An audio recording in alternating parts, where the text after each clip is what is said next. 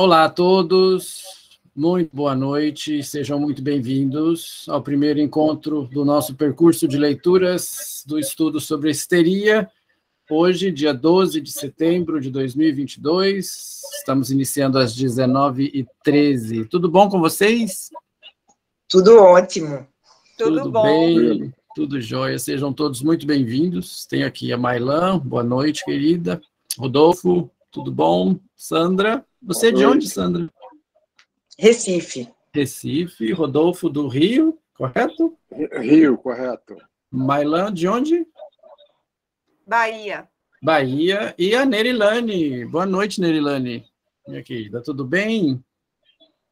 Rodolfo está no outro grupo comigo. Né, Rodolfo? Você não está no grupo? Já você se conhece? Eu acho que eu estou em todos os grupos. Ah, que bom. Então vamos fazendo laços. A Nerilane está aonde, querida? Não sei se ela nos escuta ou consegue responder. Então, vamos dar início aí ao nosso percurso, né, do estudo sobre a histeria. Como eu estava conversando aqui no backstage, antes de nos acertarmos, né, com a tecnologia, serão 8 encontros. Nesses 8 encontros, vamos tentar cobrir os 5 casos que tem no estudo sobre a histeria, além da parte teórica, ok? A dinâmica funciona da seguinte maneira: eu faço a explanação, gosto de fazer a explanação, e deixo aberto aí para chat, depois a gente abre para debate, né? As pessoas... A Nerilane voltou. Agora, acho que agora está funcionando, tá? Agora está tudo, agora está ótimo. Né? Eu não estou ouvindo a voz. Então, eu pediria que vocês deixassem os microfones fechados, por favor, porque costuma dar uma microfonia. Quem quiser falar pode levantar a mão ou escrever no chat. E vamos seguindo. Ok? Meu nome é Gustavo Spechiti. Algumas pessoas aí já conhecem alguns percursos que eu tenho feito. Né? Mailan, Nerilane, Rodolfo. A Sandra, eu não sei se teve contato. Estou fazendo agora em parceria com a SPO esse primeiro percurso de leitura.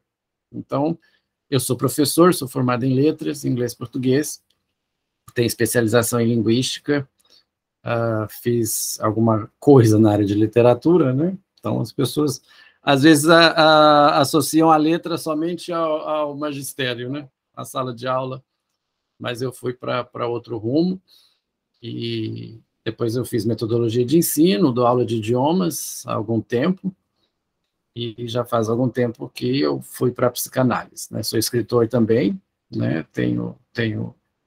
Publiquei agora, no início do ano, um livro com as peças de teatro minhas, e agora estou empreendendo aí, em parceria com a SPO, esse percurso das leituras, porque eu acho muito importante você ir diretamente à letra, seja de qual autor que for. Então, as pessoas, assim como diria o Lacan, elas não leem Freud. As pessoas, elas interpretam Freud, mas elas não vão à letra. Então, esse trabalho que é feito pelo Eduardo, do Lacan Sem Pressa, é muito interessante. Então, casou as ideias, falei, bom, vamos juntar força. Então, vamos começar hoje aqui um percurso de 8 encontros, onde não temos a menor pretensão, não tenho a menor pretensão de esgotar uma obra desse calibre, né? Então, apenas abrir caminhos, ler com vocês. Então, o seminário ele vai se moldando à medida que ele vai acontecendo. Isso é muito interessante. Então, tragam as participações de vocês, tragam os comentários de vocês. O grupo de WhatsApp está aí para isso.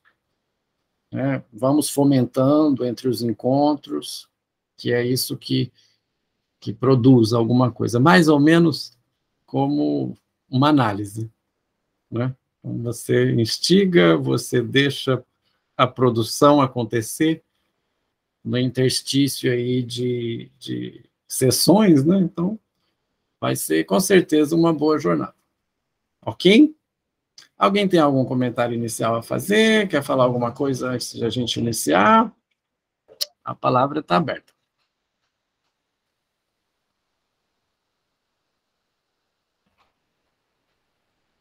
Não? Não?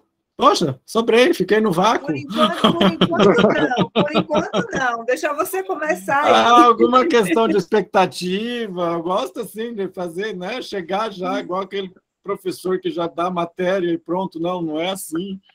Né? Não, mas é só para comentar, então, essa questão da leitura, que realmente a gente fica na compulsão de comprar e ter uma biblioteca imensa na verdade, atualmente, né, na minha formação e com a, assim, digamos assim, a oferta enorme e bons professores como vocês e o Arthur, que é o meu professor lá do curso de formação, a gente fica meio preguiçoso de ler mesmo, né? Então, aí quando a coisa complica ainda por cima, o Freud já é um tanto quanto mais acessível de ler, né? Aí você pega um Lacan, aquelas coisas que você tem que ler um parágrafo e fica 6 meses ali em cima daquele parágrafo.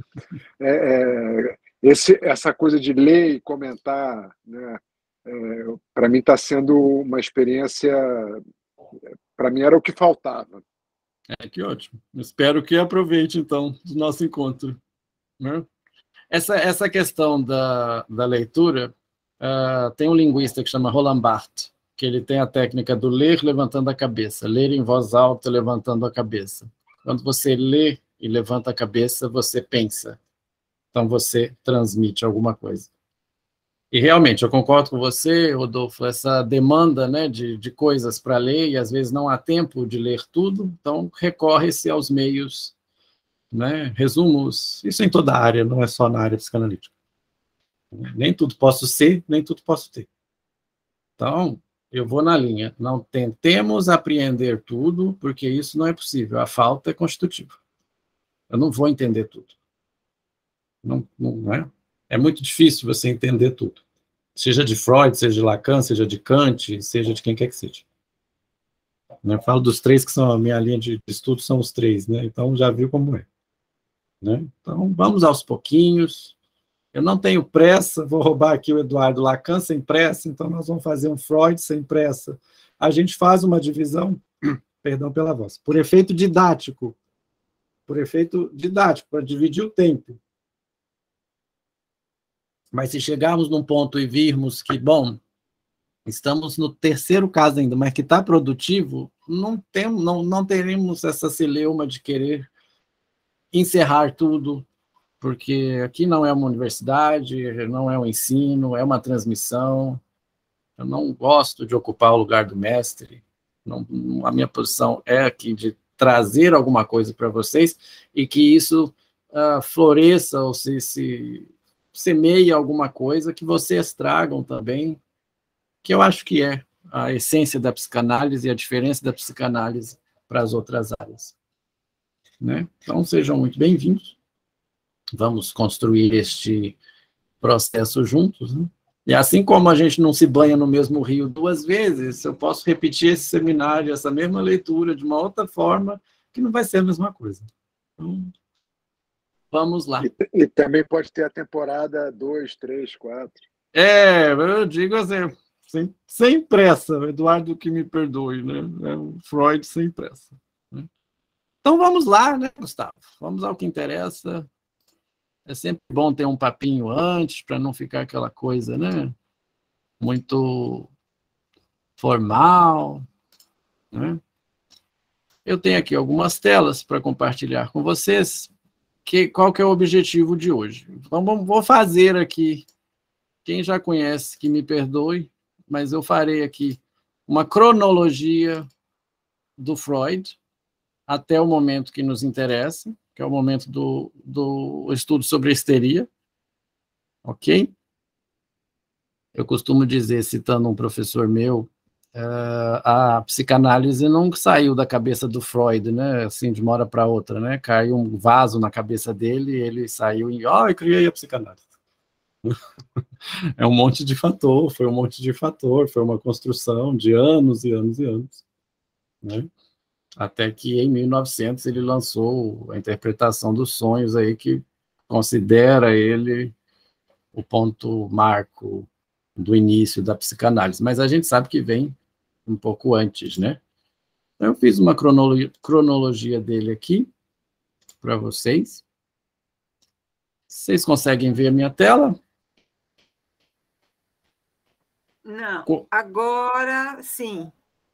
Sim, está dando para ver, sim. Sim. Quando eu compartilho a tela, tem um fator que não consigo ver vocês, tá? Então... Ok, tá tudo certinho? Creio eu que sim, né? Tela cheia para todo mundo? Tá ótimo. Ótimo. Então, vamos lá. Então, temos aqui, encontro 1, a contextualização da obra, ok? O que eu programei, igual já joguei no grupo aqui para vocês, né? Então, primeiro momento, uma pequena cronologia de Sigmund Freud, né? Coloquei alguns fatos biográficos, algumas coisas a respeito, né, do Freud. Depois nós vamos ter a definição da histeria, o que é a histeria, qual que é o nosso objeto de estudo, né? Estudo sobre a histeria. Então, o que é a histeria? Deslocando um pouco do sentido popular, né? Histeria tem um sentido meio popular, bom, pode ter a ver, não pode? É interessante que eu falei isso já em outros percursos, né? A psicanálise, ela traz essas palavras para o uso popular, né? Histeria, recalque, é interessante esse movimento. Então, vamos definir a histeria, vamos contextualizar a obra, aí que eu vou usar o James Stratt e a introdução da Imago e a apresentação do texto. Ok? Isso é o que eu programei para hoje. Espero que consigamos cumprir o programa.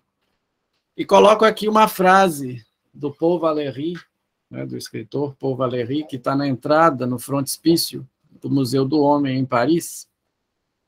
O Museu do Homem que fica numa região bem feia de Paris, né? Não sei se alguém conhece lá, eu conheço só de foto. Então, pediram para que o Paul Valéry escrevesse alguma coisa que incentivasse, motivasse as pessoas a entrarem e conhecerem o museu. E essa frase, eu acho assim, interessantíssima, já vi outras pessoas que transmitem a psicanálise usarem essa frase. Então, todo o seminário, todo o percurso, eu estou iniciando com essa frase, que diz: depende daquele que passa, que eu seja túmulo ou tesouro, no caso, o museu, né? Isso só depende de você, amigo. Não entre aqui sem desejo. Então, estamos iniciando aí um percurso. Depende daquele que passa, depende daquele que entra aqui, nesta sala, que este seminário seja túmulo ou tesouro. Né? Vai depender de vocês, vai depender de cada um. Né? E não entre sem desejo, que é o desejo que nos move, o desejo que é a mola da psicanálise. Então, Paul Valéry, entrada do Museu do Homem em Paris. Só uma reflexão, então, creio que todos temos esse desejo, né? Se não tivermos, nada vai adiante. Então, eu pus aqui uma citação e vou colocar para vocês 2 textos que eu acho muito interessantes, que é a contribuição à história do movimento psicanalítico e um estudo autobiográfico. São 2 textos de Freud, onde ele mesmo narra o início da psicanálise. Nada melhor do que ler da própria pena freudiana tudo que ele passou para criar a psicanálise. Vocês já leram? Quem não leu, os 2 textos, eu acho que são assim importantíssimos, além das biografias, né, dos biógrafos, mas são 2 textos, para mim, preciosíssimos. E diz o Freud, né, no Contribuição à História do Movimento Psicanalítico: pois a psicanálise é criação minha. Durante 10 anos, fui a única pessoa que se interessou por ela.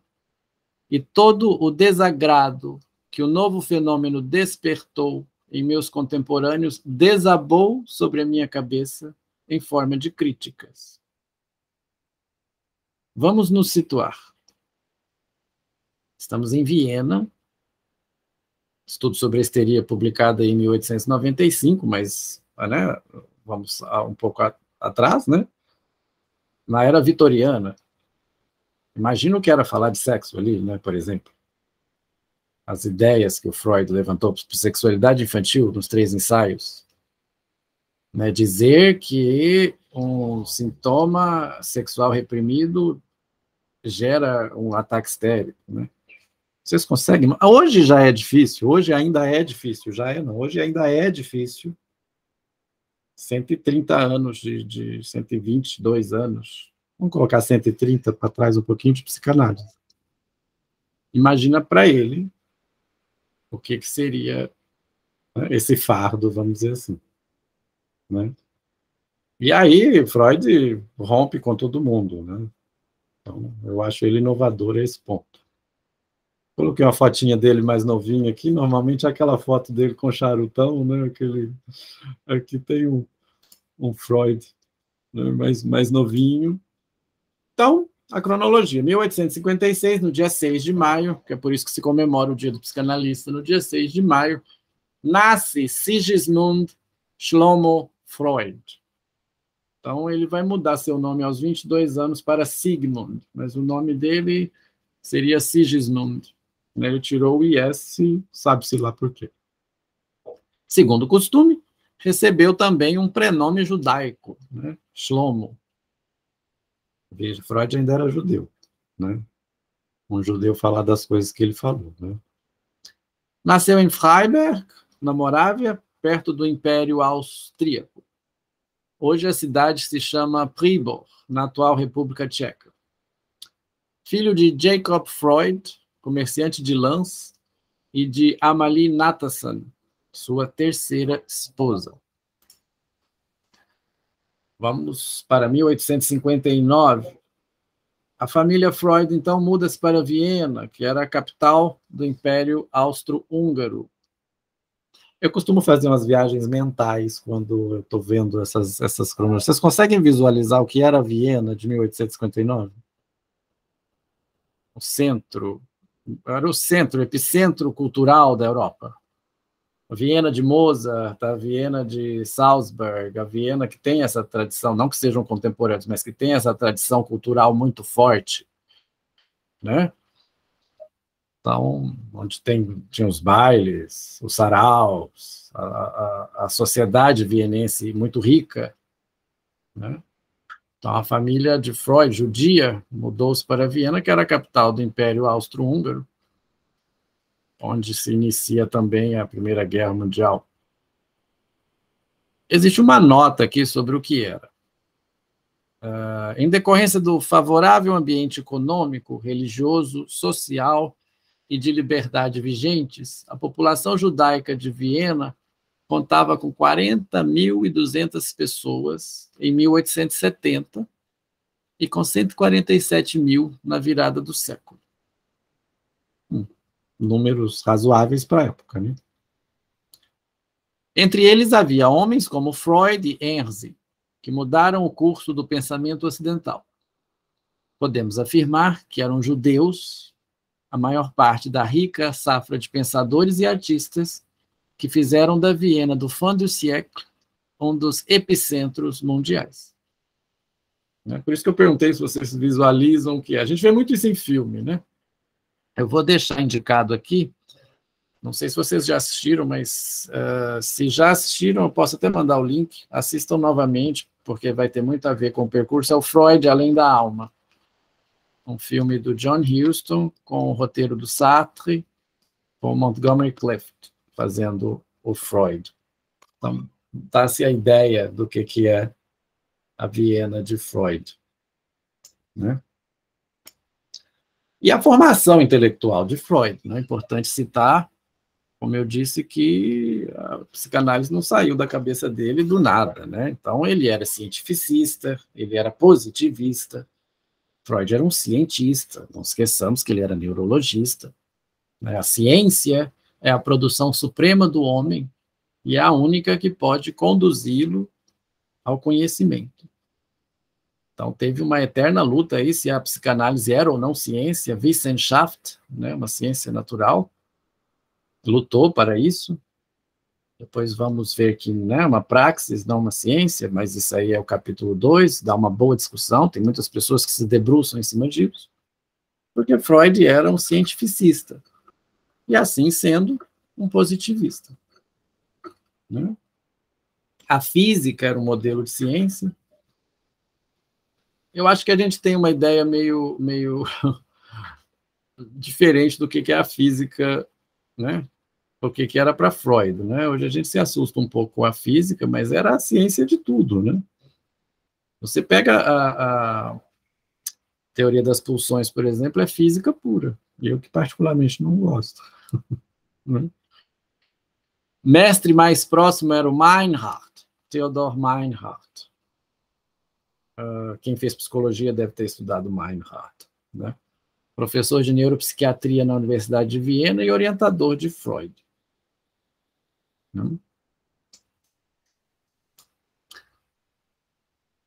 Na universidade, então, já descobre os preconceitos antissemistas e conclui que seu lugar é na oposição. É uma posição política aí, né?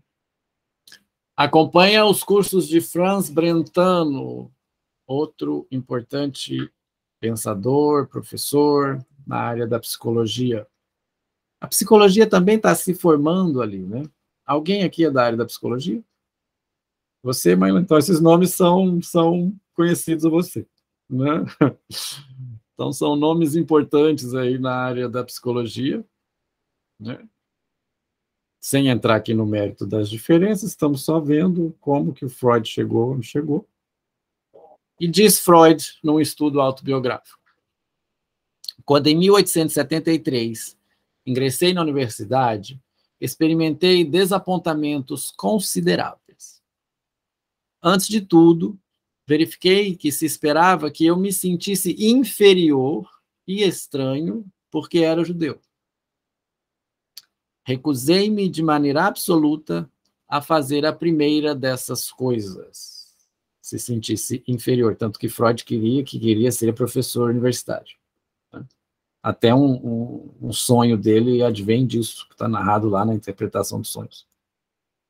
Jamais fui capaz de compreender por que devo sentir-me envergonhado da minha ascendência, ou, como as pessoas começavam a dizer, da minha raça. Está aí no estudo autobiográfico esse trecho.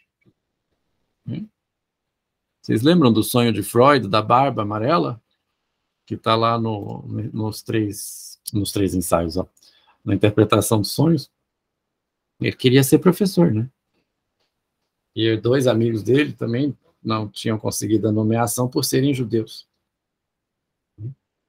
Aí um pouco do Brentano, né? Ele que era alemão, né? Lecionou em Würzburg e na Universidade de Viena. Dedicou-se ao campo da psicologia, por ele defendida como uma da ciência dos fenômenos psíquicos ou da consciência.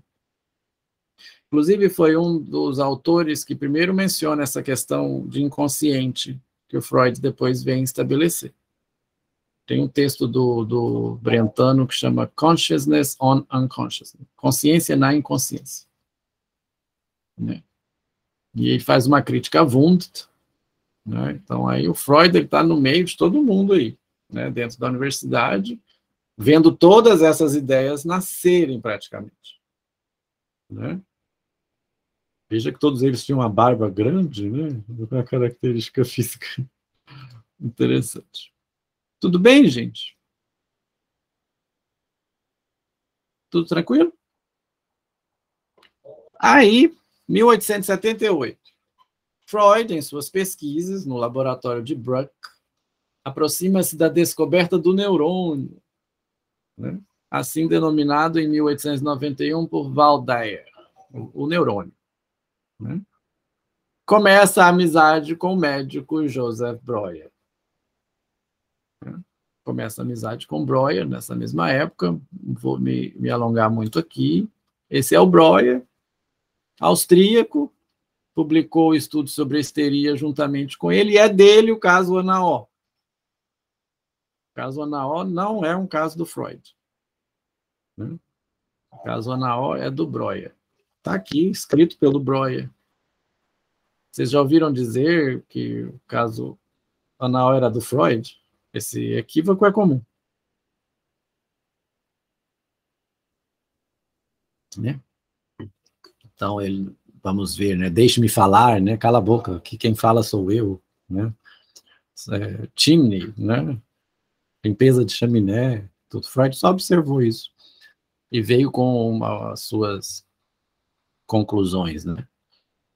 Então, eu acho interessante a gente ter em mente, nesse percurso, nesse texto que a gente está se aproximando dele, que nessa época, todas essas ideias, elas estavam em desenvolvimento. Então, Freud foi desenvolvendo transferência, foi desenvolvendo o conceito de inconsciente, foi estabelecendo tudo praticamente ao mesmo tempo, né, de uma maneira empírica, observando, né, o que acontecia, o que dava certo, não dava certo, por isso que ele abandona a hipnose. Aqui no estudo sobre a histeria nós vamos ter a catarse, né, que depois ele abandona.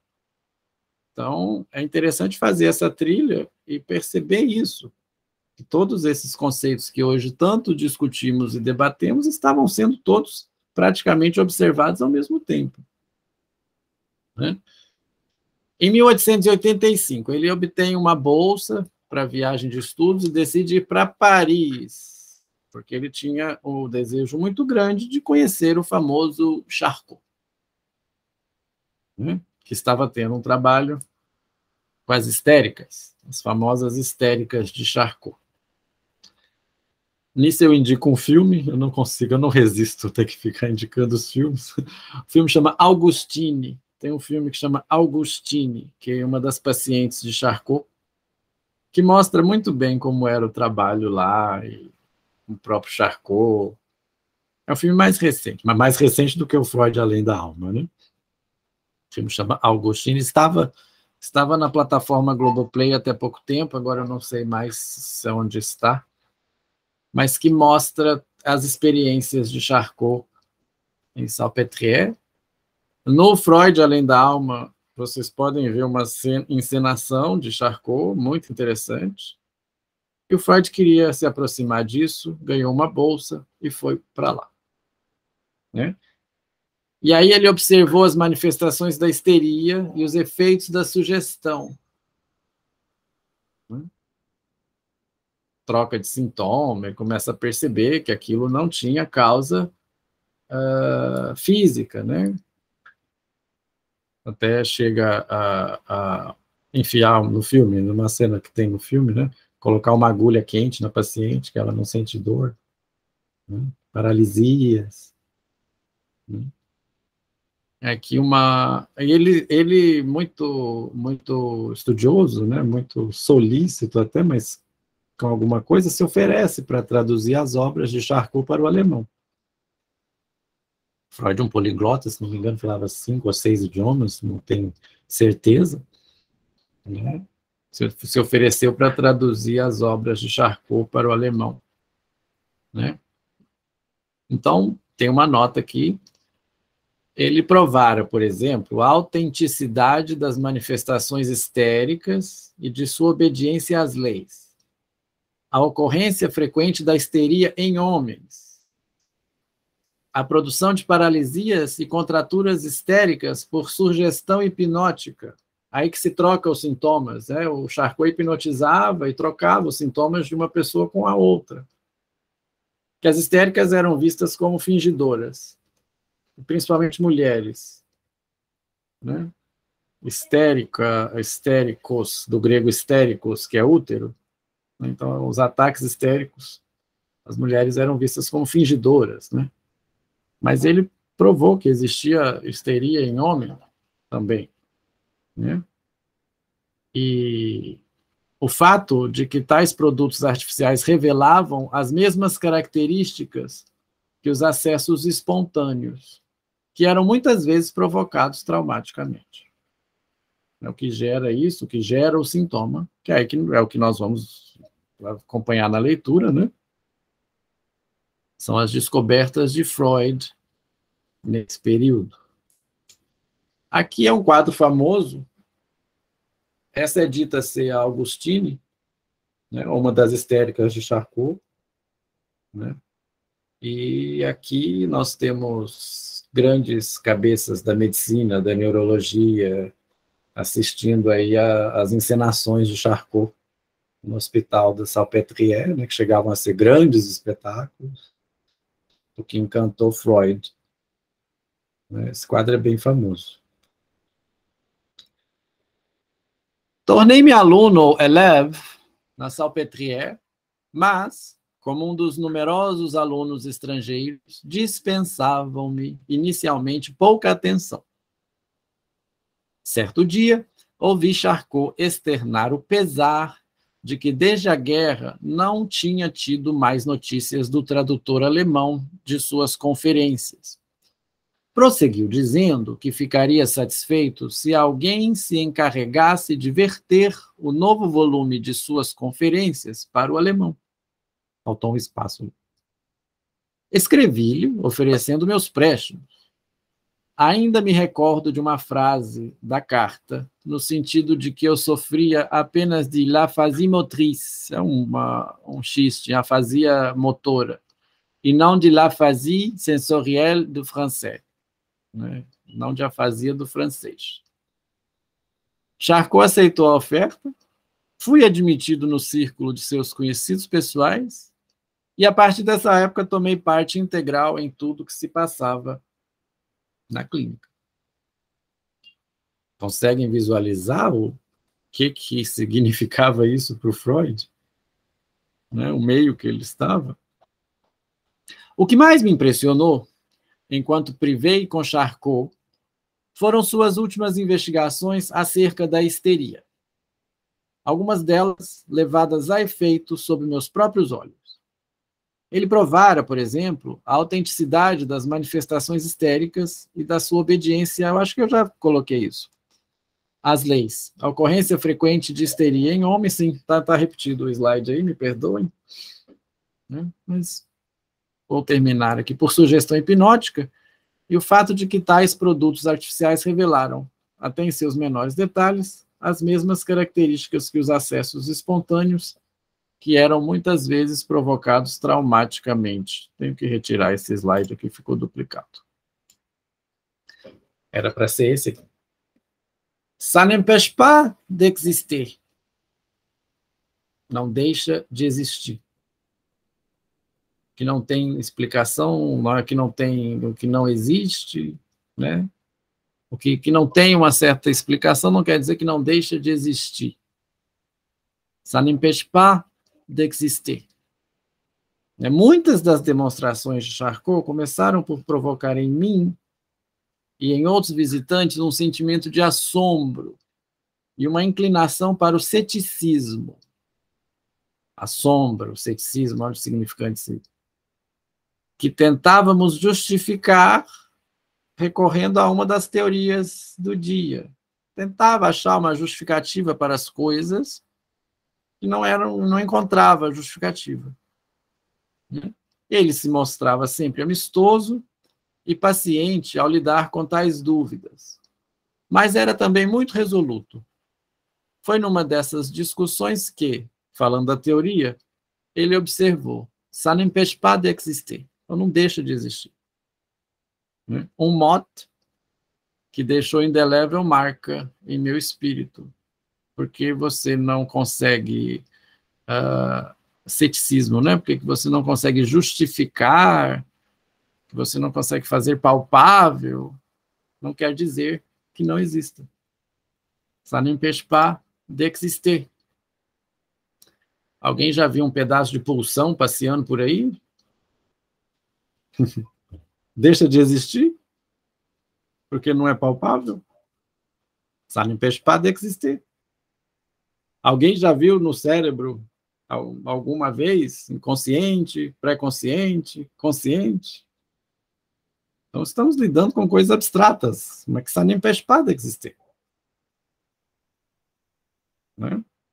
Tudo bem, gente?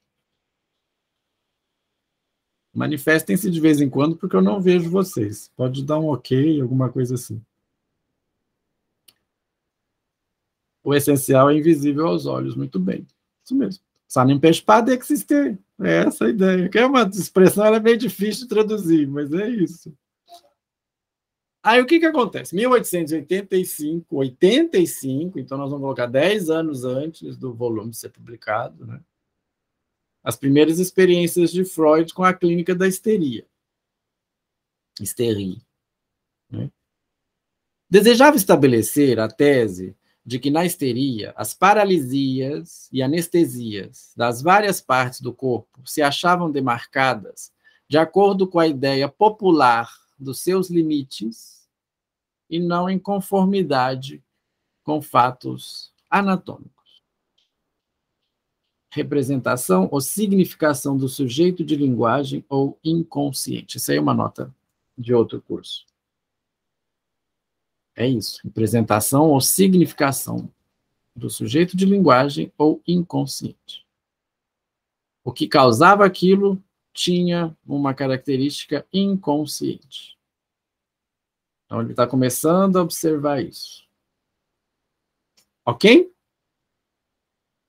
E aí começa, em 1893, a correspondência deliciosa entre Freud e Wilhelm Fliess, que dizem ser o analista de Freud, né? É o pecado capital da psicanálise, né? Quem foi o analista de Freud? Há quem diga que as cartas a Fliess são uma maneira de análise, mas, enfim, não. Ele era o primeiro, né? Não precisava ser analisado.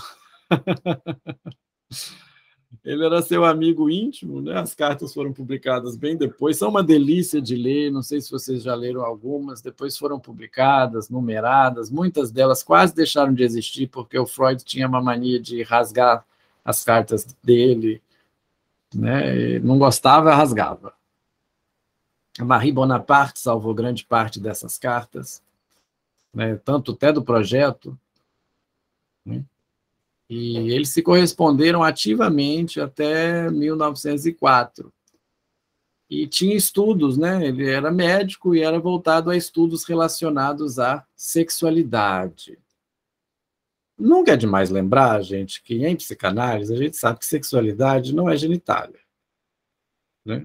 Lembrando aqui da minha querida professora Helena Lima, que toda vez que vai tocar no assunto sexualidade, ela faz questão de frisar.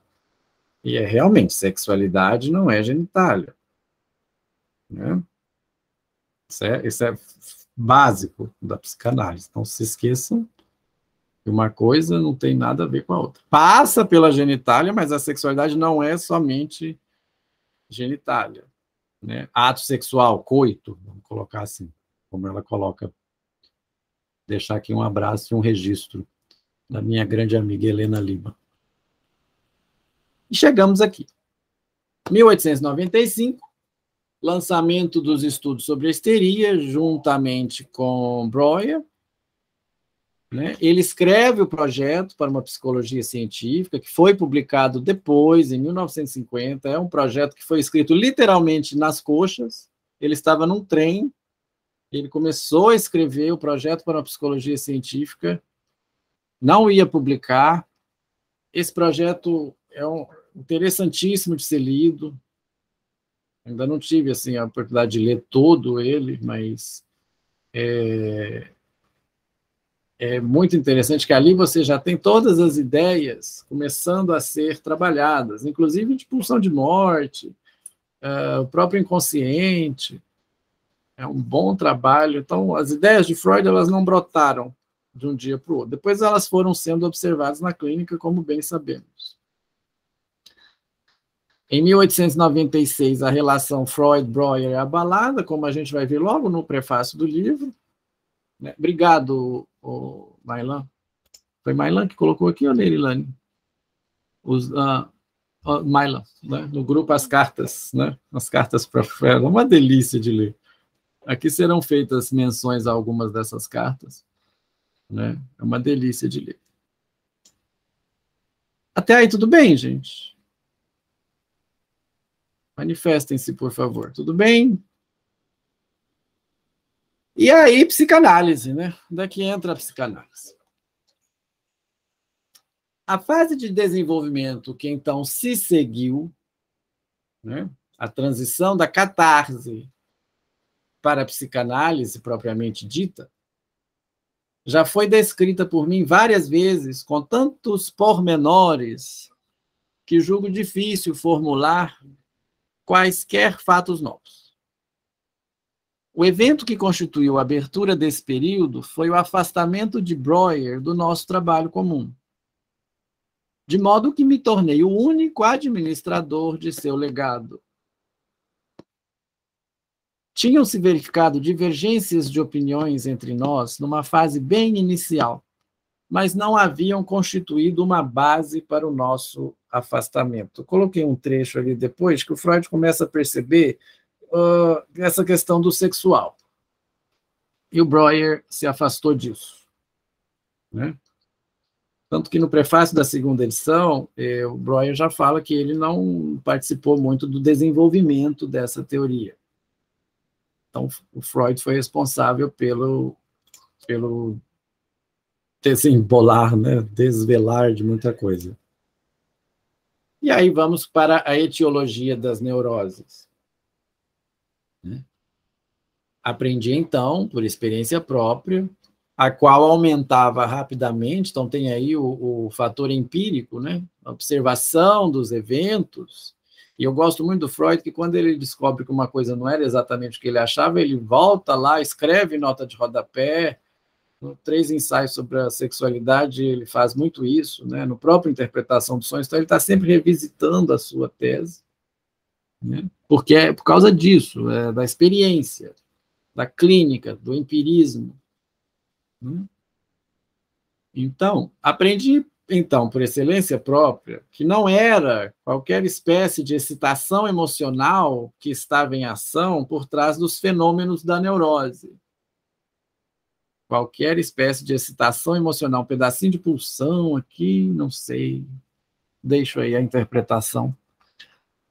Mas, habitualmente, uma excitação de natureza sexual, quer fosse um conflito sexual com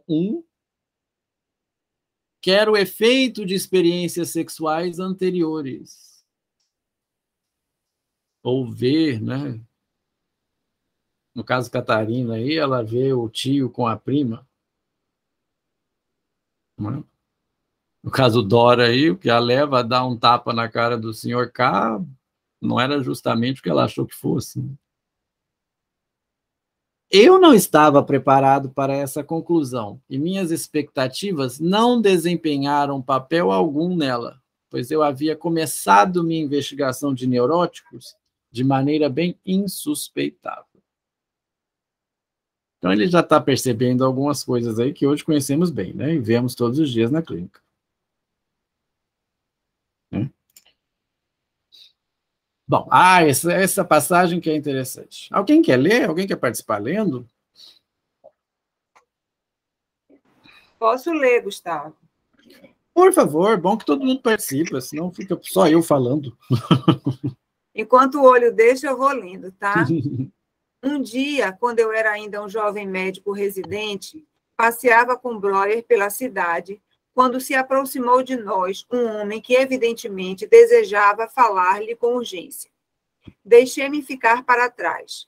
Logo que Breuer ficou livre, contou-me, com seu jeito amistoso e instrutivo, que aquele homem era marido de uma paciente sua e que lhe trouxera algumas notícias a respeito dela.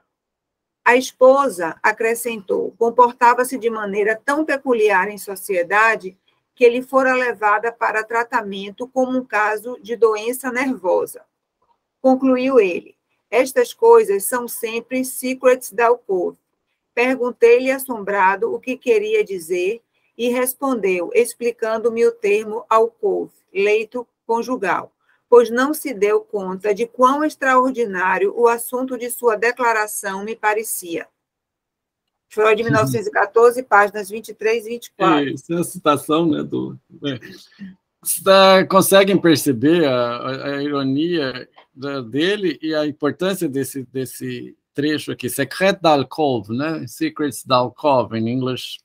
Segredo de alcova. O que é um segredo de alcova? Alcova é o quarto, do leito conjugal, né? São os segredos de alcova. São as coisas que ninguém compartilha. Né? Você vê que o Breuer não dá atenção. Essas coisas são sempre secret d'alcove, né?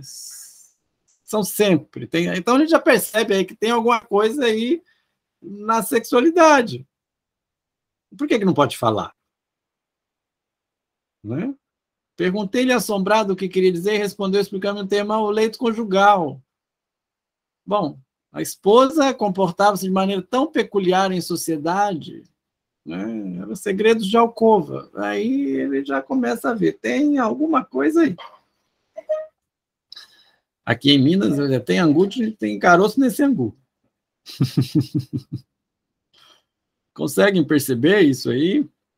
Tem mais uma fala que eu coloquei aqui.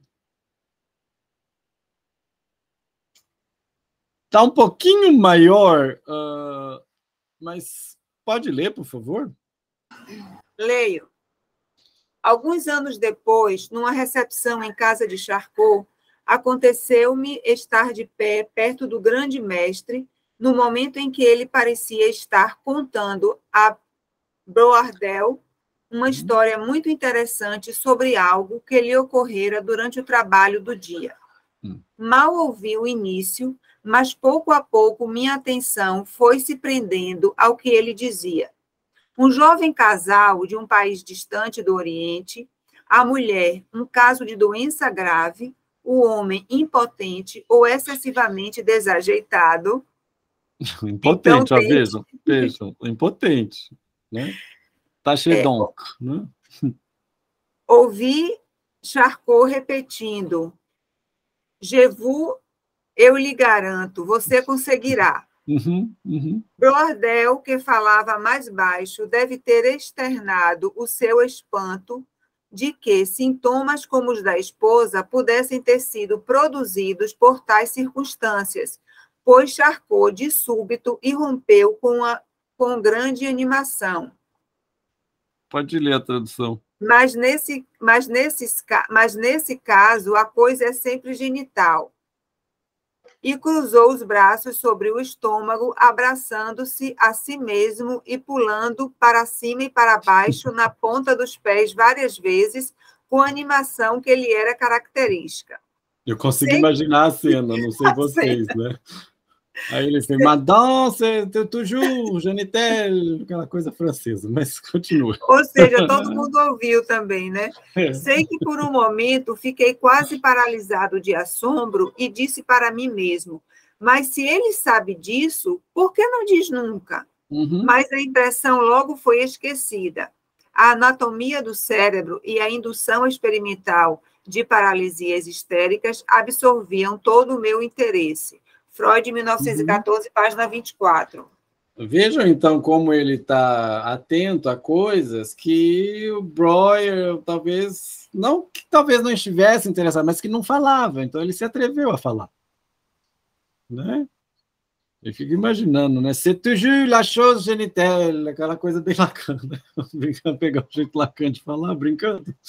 Porque o francês tem essa característica, né? No caso aí, o Brodin, imagina, toujours. E ele observou. Ô, Gustavo, então aqui essa pessoa estava se consultando ali com o Charcot. Com Charcot. E ele achava o quê? Que o problema da mulher era por causa da brochura dele. Brochura, bom, enfim.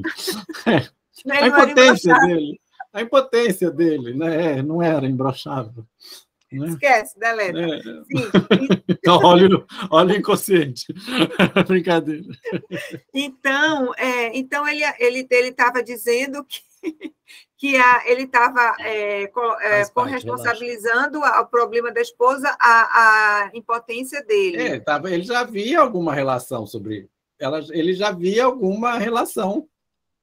Aí o que o Freud se pergunta, mas se ele sabe disso, por que ele não diz nunca?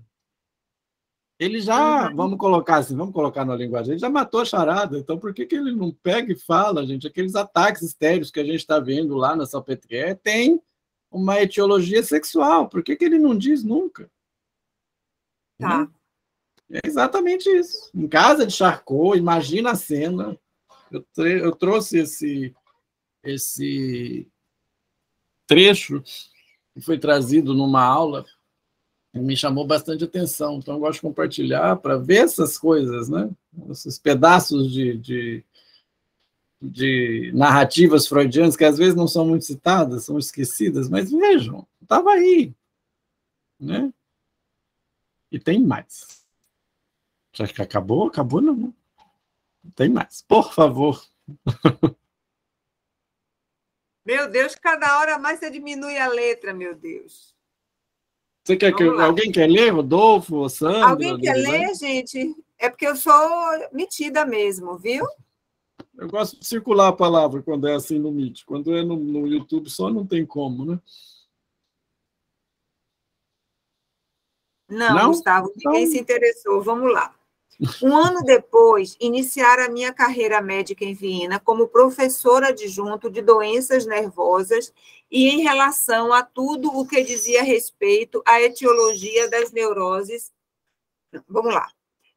Um ano depois, iniciara a minha carreira médica em Viena como professora adjunto de doenças nervosas e em relação a tudo o que dizia respeito à etiologia das neuroses, ainda era tão ignorante e inocente quanto se poderia esperar de um aluno promissor recém-saído de uma universidade. Só um comentário. Freud não é nada humilde.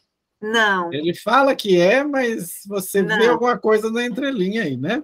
Não esperava nada. Já tinha tudo na minha cabeça, né? Humilde, modesto. Ele parece que é, mas a gente sabe que ele não era, né? Mas também porque podia, né?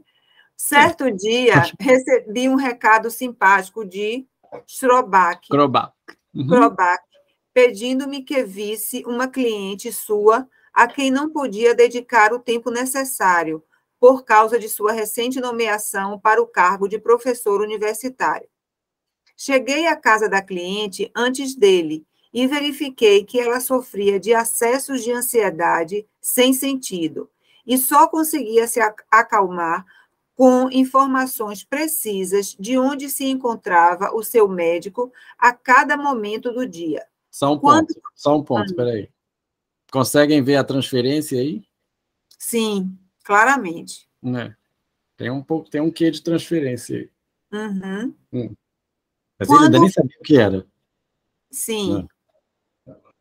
Quando o Krobach chegou, levou-me a um canto e me disse que a ansiedade da paciente era devida ao fato de que, embora estivesse casada há 18 anos, ainda era virgo intacta. Virgem. O marido... 18 anos. Oi, Jesus! O marido era absolutamente impotente. Nesses casos, disse ele, o médico nada podia fazer a não ser resguardar esta infelicidade doméstica com sua própria reputação e resignar-se quando as pessoas dessem de ombros e dissessem dele, não vale nada se não pode curá-la depois de tantos anos. A única receita para essa doença, acrescentou, nos é bastante familiar, mas não podemos prescrevê-la. É a seguinte. Pênis normal e dose repetitiva. Ai, Jesus. Pênis normal em doses repetidas. Jamais. Olha, deixa eu só falar uma coisa. Eu estou amando a leitura. E eu estou aqui com o microfone desligado, mas está muito gostosa. Muito. Que bom. É bom ter um retorno. Esse sotaque de baiano, né, Sandra? É a coisa mais... Esse sotaque baiano é lindo de morrer. Eu amo. Não, mas você está dando show, estou amando. Então, jamais ouvira tal receita e tive vontade de fazer ver ao meu protetor que eu reprovava o seu cinismo. Cinismo, tá vendo? Freud, 1914, página 25. Você vê aí um pouquinho de um xiste, machista. Bom, o cara... 18 anos que ele não Não sei, eu fico sem graça de dizer, mas que não dava no couro. Não queria dizer, mas perdão. Então, e o problema é que a mulher ficou histérica, né? Pênis Coitada, né? normais, dose repetitur, né? Pênis né? Em doses repetidas. Uhum. E aí, jamais ouvira tal receita e tive vontade de fazer ver ao meu protetor, né? Que eu reprovava o seu cinismo. Então, 2 vezes onde a questão sexual já estava posta ali, segredos da alcova, a gente não fala dessas coisas, então se ele sabia, por que ele não fala? E é outro caso aqui, onde o Freud narra isso. Então ele começa a ver a etiologia das neuroses. Mas, Gustavo, isso acontecia, desculpe te interromper, porque esses dois, no caso aí, eles não levaram em conta a situação em si, eles viam como uma brincadeira, isso, né? Isso. Não levaram em conta a seriedade da situação, né? Eu não diria na brincadeira, mas talvez numa questão de não desenvolverem tal ideia, talvez por acharem absurda, talvez pela questão da época, né? Ou por não ter enxergado. Consigo julgar, por não ter enxergado, né? Por isso que eu coloquei a citação do Freud lá no começo, que ele é o único responsável por todas as críticas que a psicanálise recebeu, né? Ele ousou falar disso que nem os grandes falavam. Robac, Charcot, o próprio Breuer, né? Que vai ser um dos motivos do afastamento dele do Breuer, né? A questão da sexualidade, que é o que tem aqui no próximo. Que quando depois comecei, cada vez com mais persistência, a chamar a atenção para a significação da sexualidade na etiologia das neuroses, acabamos de ver 2 exemplos aqui, né? Ele, Breuer, foi o primeiro a manifestar a reação de desagrado e repúdio, que posteriormente iria tornar-se tão familiar a mim. Mas que naquela ocasião eu não tinha ainda aprendido a reconhecer como meu destino inexorável. A retórica de Freud é maravilhosa, né? Não é à toa que ele ganhou o prêmio de literatura. Oi, Sandra. Tem um filme muito interessante, que eu não sei se alguém já assistiu, que é Histeria, que é sobre a invenção do vibrador. Eu não sei se você já viu esse filme. Não. É muito interessante, que eram mulheres muito infelizes, deprimidas e cheias de sintomas, e que um médico começa a masturbá-las até que ele inventa um vibrador, porque elas saíam felicíssimas das sessões, entendeu? Uhum. E era assim, com um pano, era muito científica a coisa. Uhum. E tem nenhum romance. É muito interessante esse filme. Tem um quê de humor, mas ele é bem interessante. Coloca no grupo lá depois a referência, a gente pode procurar. Eu já vi uma Esse eu não cena, conheço. eu já vi uma cena, Sandra, desse filme. Não sei, acho que foi numa entrevista, numa pesquisa, não sei onde foi, eu vi a cena só. Mas é muito legal esse filme, muito vou procurar. Bom. Eu vou depois passar aí para o grupo. Ok, todas as sugestões para a construção são bem-vindas. Pode falar. E outra coisa? Que eu queria saber se a histeria também ocorria em homens, quais eram as causas? Aí nós vamos chegar lá agora com a definição de histeria. Okay. Repressão é sintoma, é repressão de alguma coisa sexual, é sempre assim. É o sintoma. Né? Uhum. É o sintoma. Mas aí, hoje, a gente consegue falar disso de uma maneira mais sistematizada. Recalque, repressão, recalque e repressão, que é a mesma coisa, eu não vejo diferença entre um termo e outro. É mesmo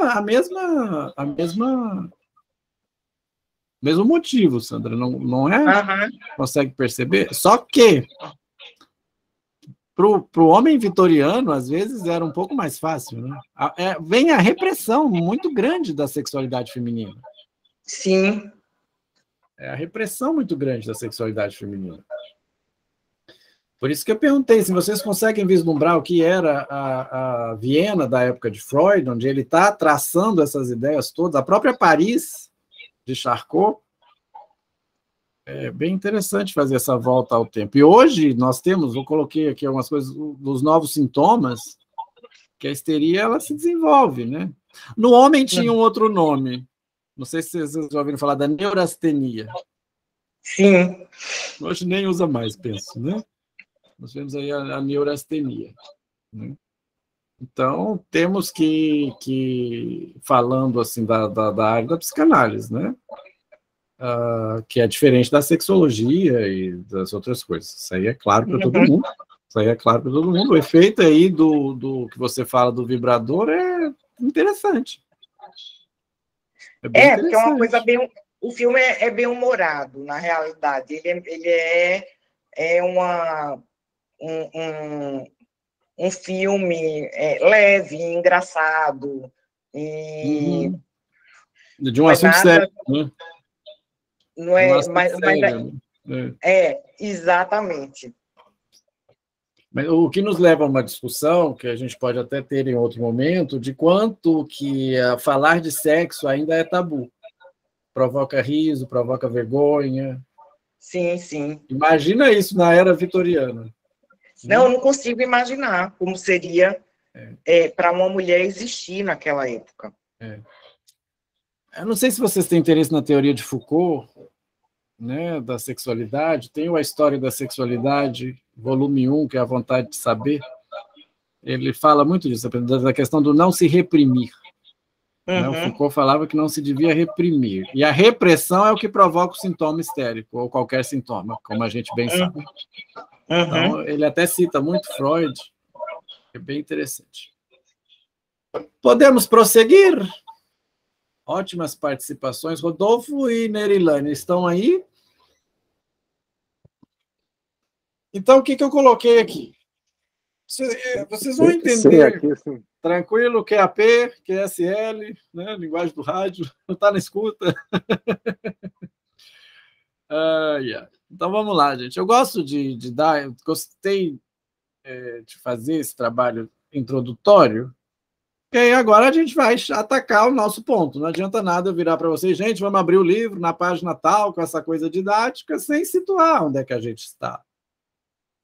Eu gosto de fazer isso. Eu fiz isso nos outros percursos, né? Tanto no Além do Princípio do Prazer, quanto no Mal-Estar da Civilização, e qualquer obra literária é importante.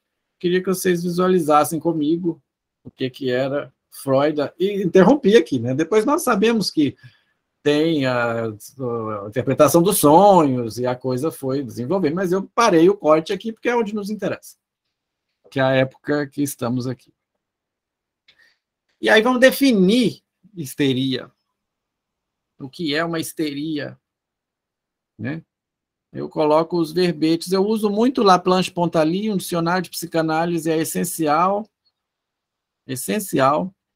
Tenho do Laplanche-Pontaly, da Roudinesco. Não sei se vocês têm esse hábito, mas quem gosta de se debruçar sobre a teoria psicanalítica, como eu acho que são ferramentas essenciais. Eu coloco o Laplanche-Pontaly, mas qualquer um. Né? Também me lembrei até de uma historinha do Laplanche, num seminário de Lacan, que depois, outro momento, vocês me cobram que eu conto para vocês, senão vou me esticar muito. No seminário 2 de Lacan.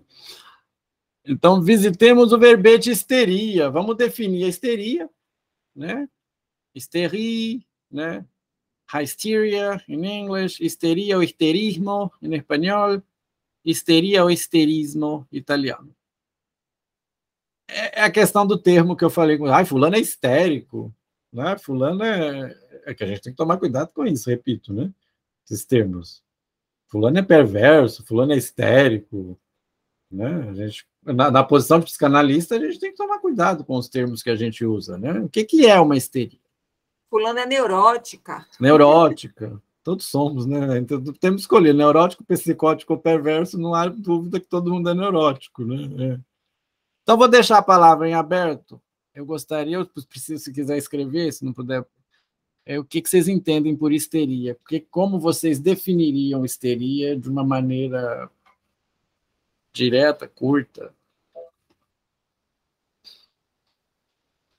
Quem quiser usar a palavra.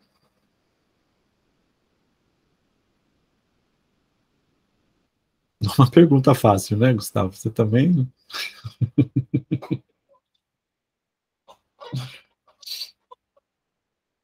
Tá sem áudio, Mailan. É quando você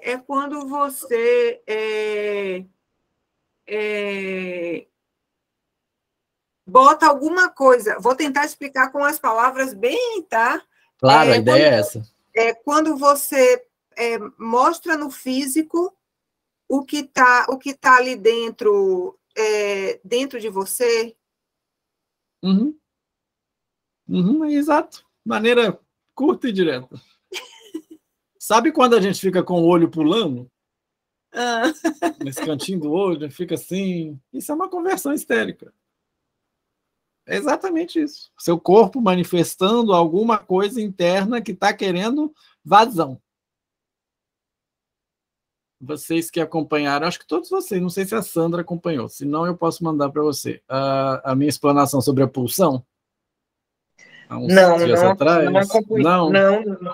Eu mando para você depois. Eu fiz em 2 momentos. Obrigada, Gustavo. E falávamos sobre isso, né? Sobre a questão. É a pulsão, exatamente. Ainda brinquei que a pulsão é igual a Dona Hermínia, né? Aquela que quer satisfazer, né? Eu quero ser satisfeita.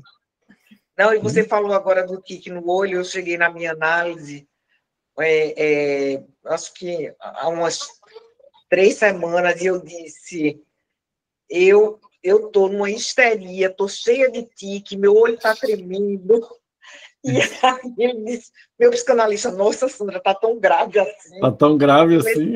Está tão grave, começou a rir, né? Mas é impressionante essa coisa assim, porque até o filho de uma amiga minha, ele está com problemas seríssimos, e teve um dia que ele acordou e disse que não estava enxergando. E, enfim, e o preconceito com psicanálise ainda é muito grande. Eu acho que sempre existiu e sempre existirá, né? E aí é complicado, mas, assim, ele num sofrimento terrível, sabe? É o sintoma que você falou, assim. O sintoma. O corpo ali gritando, né?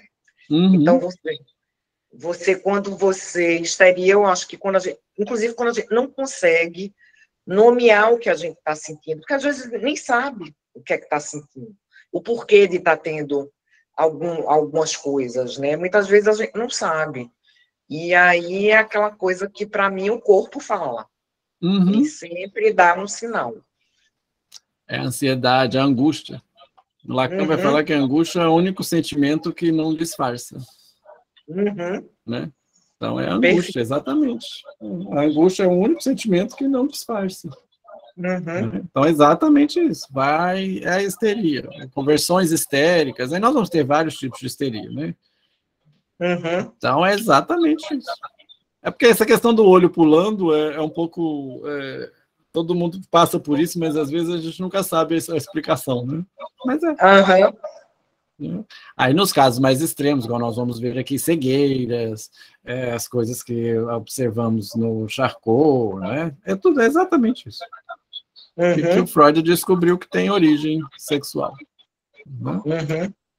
Mas aí é aquilo que você falou, a origem sexual daquilo que você falou da Helena Lima, né? Que não é só da repressão. Isso, não. Sexo não é genital. Sexualidade em psicanálise não é genital. A sexualidade, ela passa pelo coito. É bom deixar isso bem claro. Ela passa pelo coito. Nós vamos ver aí. O sintoma de Catherine foi desencadeado por isso. O sintoma do Homem dos Lobos passa pela visão de coisas, visão de atos sexuais. Mas eu digo que para a psicanálise, sexualidade como um todo, ela envolve várias coisas. Ela não passa simplesmente pelo ato sexual. Ela não é só genitália. Né? Da mesma forma, é interessante dizer isso, da mesma forma, as fases do desenvolvimento psicossexual, se você pegar os 3 ensaios sobre a sexualidade, a gente que costuma ler, às vezes, com um olhar leigo, oral, anal, de uma outra forma, mas são as zonas erógenas que é onde dá prazer. Não necessariamente prazer sexual traduzido em gozo sexual. Né? É bom deixar isso claro. Passa por esse viés, mas não fica nesse viés. Ok? No caso da histérica, era a repressão sexual total, né? Ok? Ok. Então vamos desenvolvendo. Eu vou ler então para te ajudar, Marlana, depois você me ajuda também, beleza? Definição aqui do Laplanche-Pontali de histeria. Classe de neuroses. Bom, não vou definir neurose, mas se a gente for fazer o exercício filosófico, a gente teria que fazer isso, mas não vou fazer. Classe de neuroses que apresentam quadros clínicos muito variados. As 2 formas sintomáticas mais bem identificadas são a histeria de conversão, que é isso que a gente está falando, em que o conflito psíquico vem simbolizar-se nos sintomas corporais mais diversos, paroxísticos, por exemplo, crise emocional com teatralidade. Aí a histeria. Ai, que eu vou largar esse mundo, me levam junto, isso aqui. Crises teatrais de novela, que sai quebrando tudo, né? Que deve ser até legal, né? Pegar aquele pote de açúcar e sair, que tem dia que a gente está desse jeito, né? Ou mais duradouros, né? Anestesias, paralisias histéricas, sensação de bola faríngica. Bola faríngica é o nó na garganta, né? Isso que você estava falando, né, Sandra? Queimação no peito, taquicardia, sudorese. Sim, sim. Sintomas da angústia, né? Sintomas da ansiedade, né? Então, essa é a histeria de conversão. E a histeria de angústia. A histeria de angústia é onde a angústia é fixada de modo mais ou menos instável nesse ou naquele objeto. As fobias. O homem dos lobos, fobia de barata, fobia de avião, fobia de elevador. O que quer que seja. Aí vai uma crítica ao tipo de tratamento. Né? Medo de avião. Você pega a mãozinha da pessoa, vai, coloca ela dentro do avião, até o medo de avião dela passar. Bom, não é por aí, né? Você trata o sintoma, mas não trata a causa. Sim. Então, a histeria é uma neurose, exato. Neurose histérica. Né? Gente, só para avisar, o microfone ficando aberto. Tem um microfone aberto. É o seu, Sandra. Isso, estava me ouvindo, sem problema. Sem problema. Aí a neurose obsessiva. Quem perguntou do toque? Aí é a TCC. Ah, não, tá, entendi. Eu li toque. Eu li da TCC, né? Que tem gente que ainda vai na TCC, porque eu lembrei você falou bom, sem entrar muito no mérito.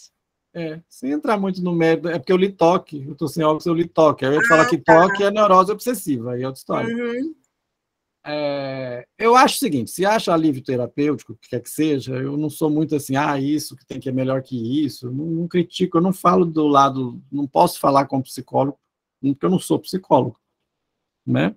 Mas a minha opinião é que não passa por aí, né? E para a psicanálise não passa por aí, né? Então, antes que alguém possa me entender errado, que eu estou sendo gravado aqui, que eu estou criticando a TCC, etc., etc., cada um acha alívio onde achar ousado.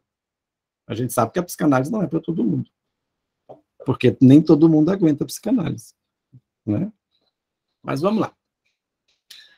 Foi na medida em que Freud descobriu, no caso da histeria de conversão, traços etipatogênicos importantes, que a psicanálise pôde referir a uma mesma estrutura histérica, quadros clínicos variados que se traduzem na organização da personalidade, e no modo de existência, mesmo na ausência de sintomas fóbicos e de conversões patentes. A estrutura histérica.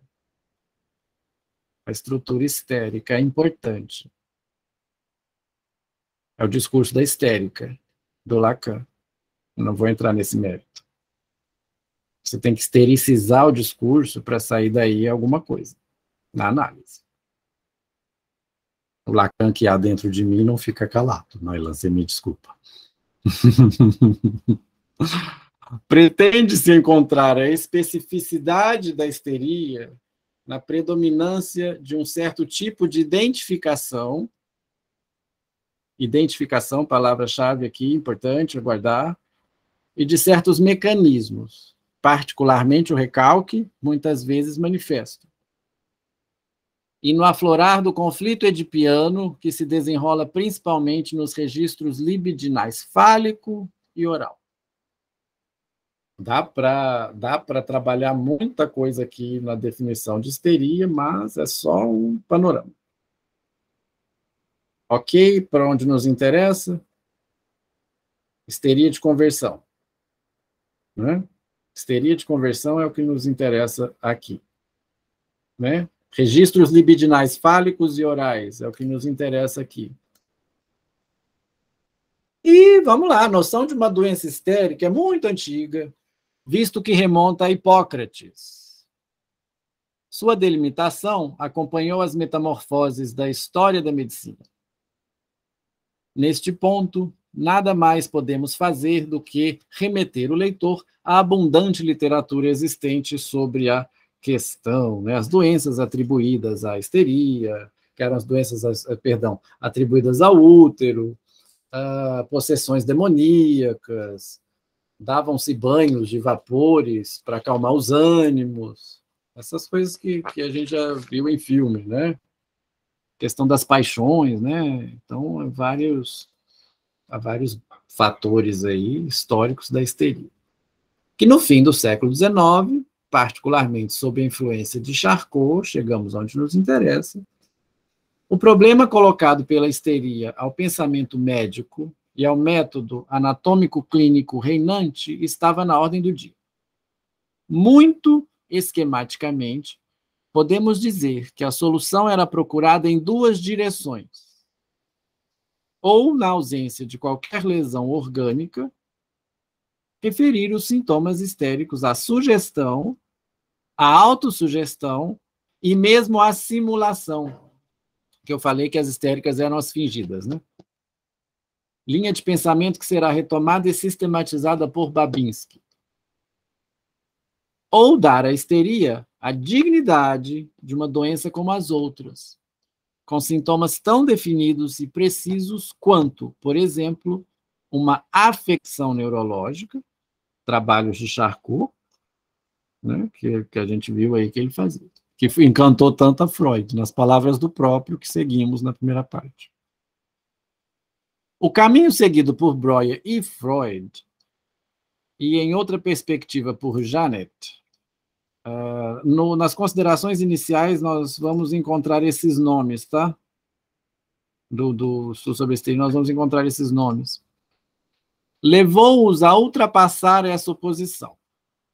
Freud, como Charcot, cujo ensinamento, como sabemos, tanto o marcou, vimos agora nas próprias palavras do Freud, considera a histeria como uma doença psíquica bem definida, que exige uma etiologia específica.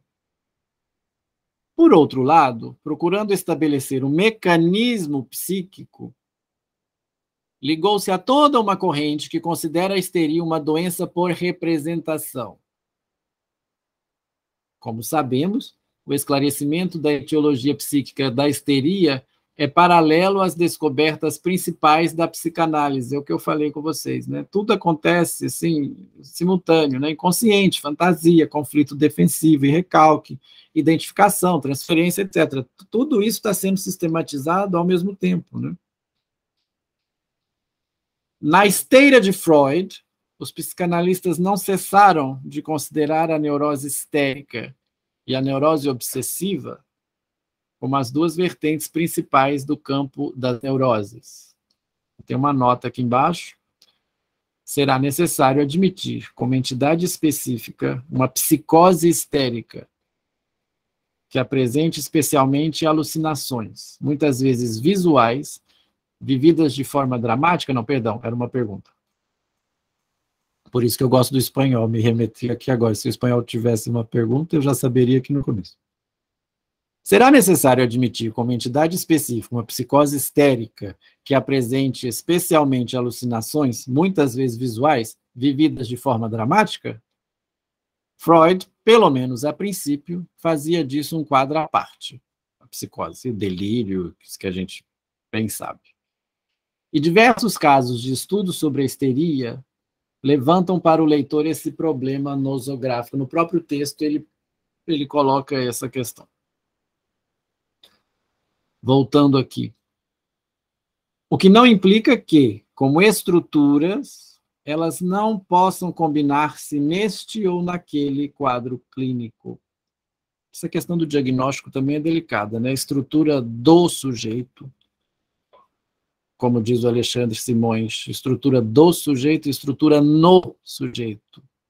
A gente, para fazer um diagnóstico em psicanálise, é uma tarefa bem difícil. Né? Fulano é histérico, fulano é isso. Não, você pode ter um traço de cada uma dessas estruturas. Você faz a estrutura do sujeito e no sujeito.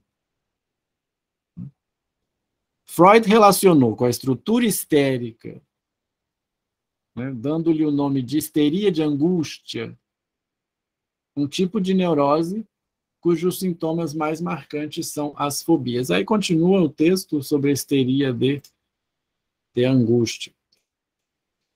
Tudo bem, gente? Tudo bem? Tá tranquilo? Estou falando demais na cabeça de vocês?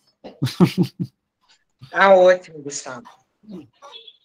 Às vezes isso é coisa de professor, né? A gente fica falando e como diz o Daniel Omar, né, que eu vou citar aqui agora, a gente tem compulsão de falar às vezes, né?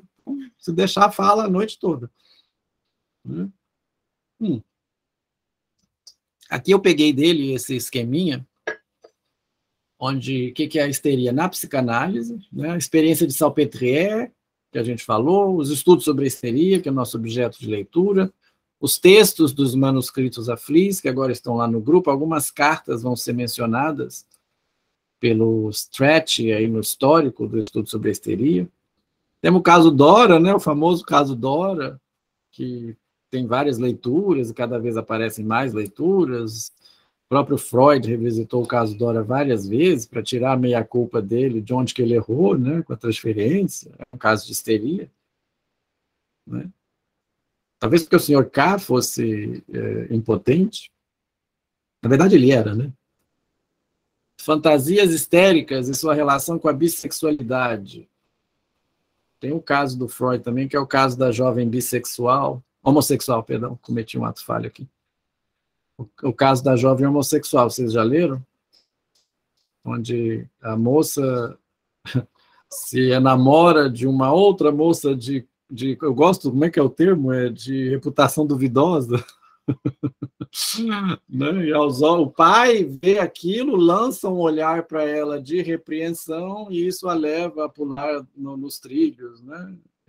O pai leva Freud, a moça, e tentando achar que tinha uma correção para isso. Né? Então ela tem alguns sintomas histéricos. Né? Eu gosto da narrativa, né? Uma moça de caráter, não é caráter, não, é uma outra palavra, agora me fugiu. Reputação, algo do gênero, não me lembro. Isso aí na história, né? Na histeria, que eram doenças atribuídas ao útero, né? Por isso que era considerado que só mulheres tinham sintomas histéricos, né? Olha, ansiedade, angústia, vômito, desmaio, paralisia, dor de cabeça, etc, etc. Né? Seriam sintomas provocados por falta de atividade sexual, já segundo Hipócrates e Galeno. Muito, muito antes de Freud. Né? Então, Freud não estava tão doido assim, né, gente? Com certeza leu tudo isso. Né? As possessões demoníacas, né? A questão as bruxas eram as histéricas, né? Da Idade Média, né? Iam para a fogueira, elas tinham poderes sobrenaturais. né? Queimavam-se as mulheres que tinham ataques histéricos sob a alegação de que elas estavam possuídas pelo demônio. Né? Temos vários casos aí, né? As bruxas de Salem, as famosas bruxas de Salem. Né? Charcot, nós chegamos aqui a Charcot, que é onde a coisa ficou sistematizada, como vimos no La Planche-Pontalis. Né? E é isso aqui. Uma quantidade de energia sexual que não se satisfaz com o objeto, né? Objeto sexual, aí vamos ter que nos referir a várias coisas, mas o objeto da pulsão, né? A meta, além do objeto em questão, apresenta-se como insatisfação. Nenhum objeto completa ou é suficiente. Então, isso não tem vazão. Essa pulsão sexual, essa energia sexual, que depois, né, vimos que foi classificada de pulsão, ela não tem vazão, ela não satisfaz com nada. Né? Então, a reivindicação do objeto em questão encontra a frustração do sujeito em pauta. Então, ele reprime. Né? O sintoma da histeria, enquanto formação do inconsciente. Oi. Busca de um objeto perdido. Quer dizer, já houve esse objeto e ela não soube lidar com a perda? Esse está lá embaixo, o Das Ding. É isso? Oi? É o Das Ding? Isso. Não, isso. Vou chegar lá. Eu estou no 3 ainda. Vou chegar no Das Ding. Uhum. Ok? Ok. Então, o sintoma da histeria, enquanto formação do inconsciente, é estabelecido a partir de um conflito psíquico entre o inconsciente e o pré-consciente. Inconsciente ou entre o eu e o isso. É onde está o conflito, né? Não sei se ficou bem explicado aqui, mas é onde está o conflito. Isso é do Daniel. Desejo reprimido, que é isso que a gente está falando, né? Repressão sexual, desejo reprimido. Né? O desejo é um impulso que repete uma experiência de satisfação do bebê. Fase oral. Objeto perdido, Mailan, o Das Ding, já houve. Se é objeto perdido, ele já houve. O Das Ding é uma das bases para a criação de Lacan do objeto pequeno A. É a falta como motor, essa coisa que falta, isso que você tem que ir buscar. E passa a vida inteira buscando. E quando encontra, vai buscar outra coisa. Gustavo, eu já tive essa dúvida em uma outra aula e não fiquei sem graça de perguntar, mas aqui eu não estou me sentindo à vontade de perguntar. Essa busca do objeto perdido, eu vou esquecer o pequeno A, tá? Sim, essa claro. busca, tá ligado a essa experiência, a primeira experiência de satisfação do mamar, que Sim. Depois fica uma coisa dessa busca, que não é só pelo alimento, o bebê fica tentando ter de novo aquela sensação, aquela experiência de satisfação, não é isso? Então, essa busca do objeto perdido é sempre a busca dessa primeira satisfação. Do prazer. Do prazer. É. Porque eu não Além quero do princípio do prazer. Eu não quero entrar no Lacan, no Lacan, porque para mim é muito difícil, mas para ele não diz que ele não vê essa coisa como Freud descreveu do bebê, dessa primeira satisfação, que é a primeira amamentação. Não vê como assim? Que não, para ele não. Eu ouvi, tá? Isso aqui eu não entendi direito. Para Lacan, me corrija se eu estiver errado, o que eu entendi. Para Lacan, ele não tem essa mesma descrição de Freud de que essa primeira satisfação do bebê, da realização dessa experiência de satisfação do bebê seja nesse primeiro sugar.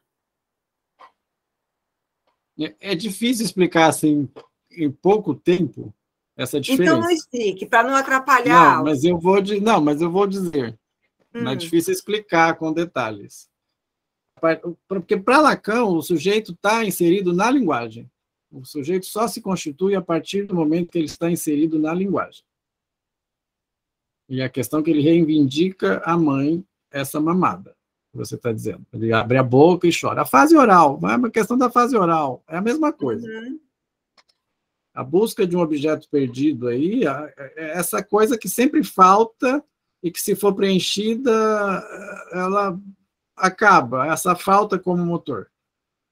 Essa questão que você coloca, não é realmente... Há uma discrepância em cima disso, mas não é que ele não entende como isso que você colocou. Ele vê de uma outra forma, porque ele coloca aí a linguagem inserida aí. É um igual, mas é um igual diferente, do Das Ding e do objeto pequeno A. O Das Ding, eu vou usar, então, e vou dar os créditos. Sabe a Era do Gelo? Quem explica assim é o Daniel Omar também. Não estou citando ele muito. Não tem o Scratch, que quer pegar a noz de tudo quanto é jeito? E quando ele pega a noz some da mão dele. Aí ele vai atrás da noz toda, e quando ele pega a noz... Pronto, aquela noz é o objeto pequeno A. Aquela noz é o objeto perdido das Ding. O conceito de Das Ding, ele vem da filosofia, é uma coisa meio complexa de se explicar em pouco tempo.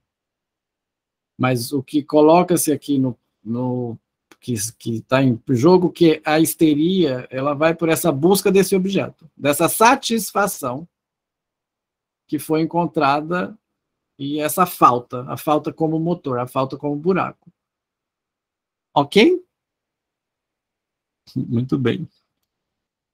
E então vamos aos 5 casos que temos no estudo sobre a histeria, né? Nós temos a Ana O. A Ana O tem um vídeo do Dunker muito engraçado, depois eu jogo lá no grupo. É da Ana O ou da Dora? Agora eu não confundi. Tem uns desenhinhos bacanas, agora eu me confundi. E a maneira bem didática, com ilustrações, de explicar os sintomas, né? Então, a Ana O é um caso do Breuer, vamos deixar claro aqui, um caso do Breuer. Ela tinha 21 anos de idade, sofria por causa de uma tosse. Apresentava variações de humor, problemas na vista, paralisia do lado direito do corpo, ausência da consciência, alucinações, problemas na linguagem, então ela trocava a língua, né? Ela falava em outros idiomas, né? Só aceitava ser tratada em outro idioma, né? Entre outros. Vamos tratar aí da Ana O. Berta Pappenheim, né? Vocês conhecem a história, depois ela se tornou aí uma pessoa muito importante, né? Até para a questão da luta dos direitos da mulher e tudo. A Emily von N.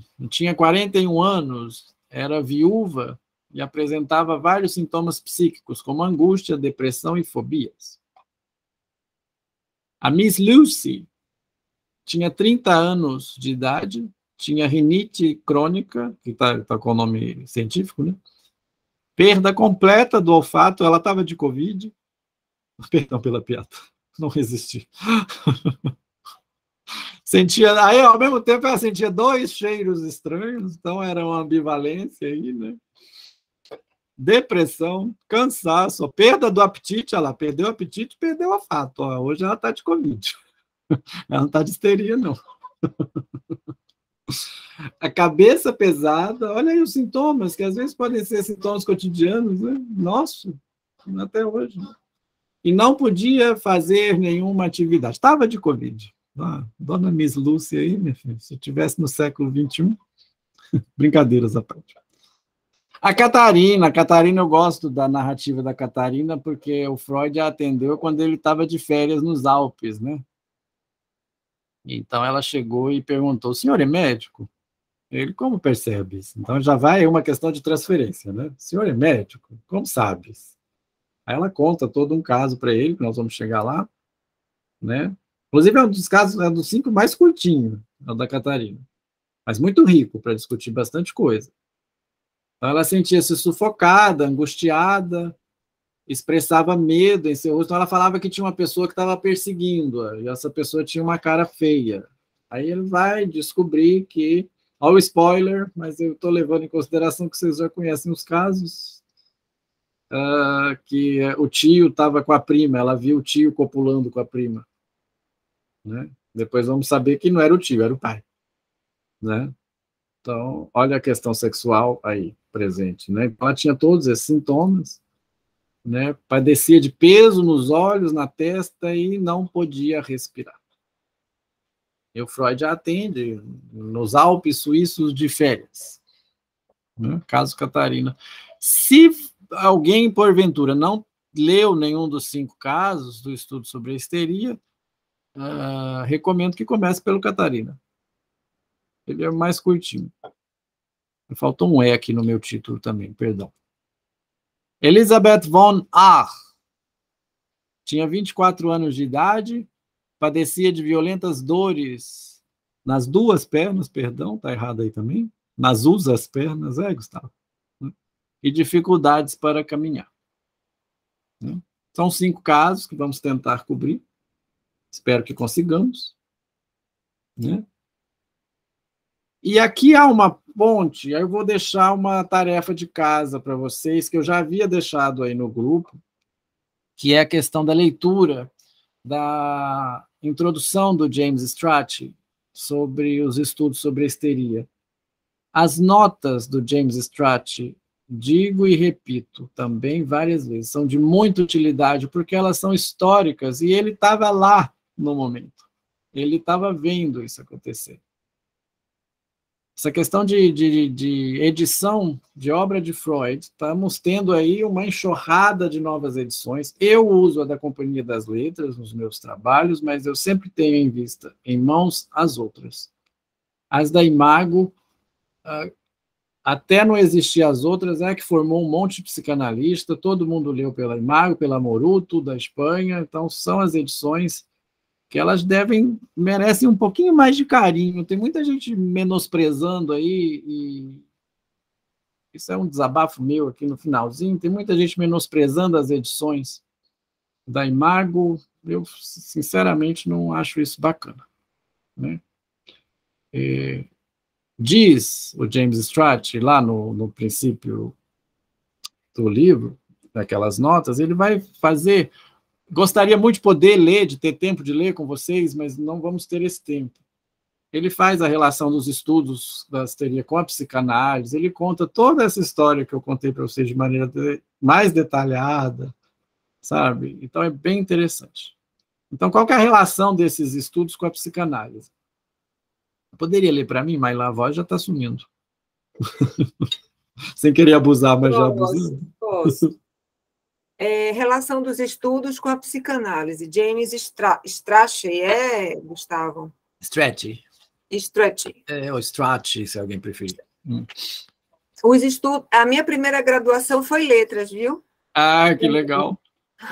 Somos colegas, somos letrólogos. Colegas somos. E na psicanálise um dia serei também. Já é. Os estudos sobre a histeria costumam ser considerados como ponto de partida da psicanálise. Vale a pena considerar brevemente se essa afirmação é verdadeira e em que sentido, para os objetivos dessa discussão, a questão das parcelas do trabalho atribuíveis aos 2 autores... Peraí. Não tem ponto. A questão das parcelas do trabalho... Era um ponto, perdão. Era um ponto, né? Do trabalho. Atribuíveis aos 2 autores será posta de lado para consideração posterior, e o livro será tratado como um todo. A investigação... Esse ponto aí que eu queria chegar. Então, nós vamos deixar essas questões um pouco de lado, no nosso caso aqui, por questão de tempo, né? Mas no texto dele, eu achei esse extrato interessante, porque é exatamente isso. Essa questão das divergências e quanto que cada um escreveu do livro e tal, vamos colocar isso de lado, nós vamos tratar o livro como um todo. Tá? Sim. Só gosto de pontuar que o caso Anaó é do Breuer. No resto, vamos lidar como uma obra como um todo. Por favor. E porque também, né, ele fala muito aqui também, porque que eles não onde eles divergiam, né? Exato. É porque eu não quis, igual eu falei, seria um bom ponto para a gente iniciar a leitura, mas eu fiz um outro recorte pela questão de tempo, né?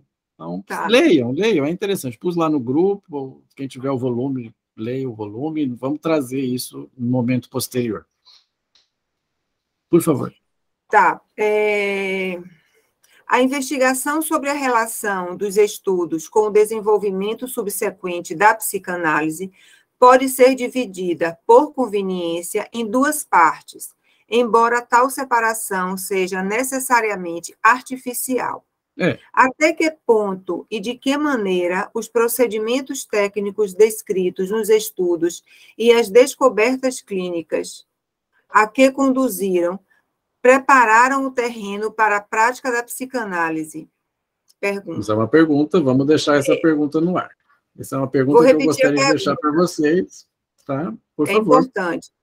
Até que ponto e de que maneira os procedimentos técnicos descritos nos estudos e as descobertas clínicas a que conduziram prepararam o terreno para a prática da psicanálise? Em que medida os pontos de vista teóricos aqui propostos foram aceitos nas doutrinas posteriores de Freud? Deixo isso.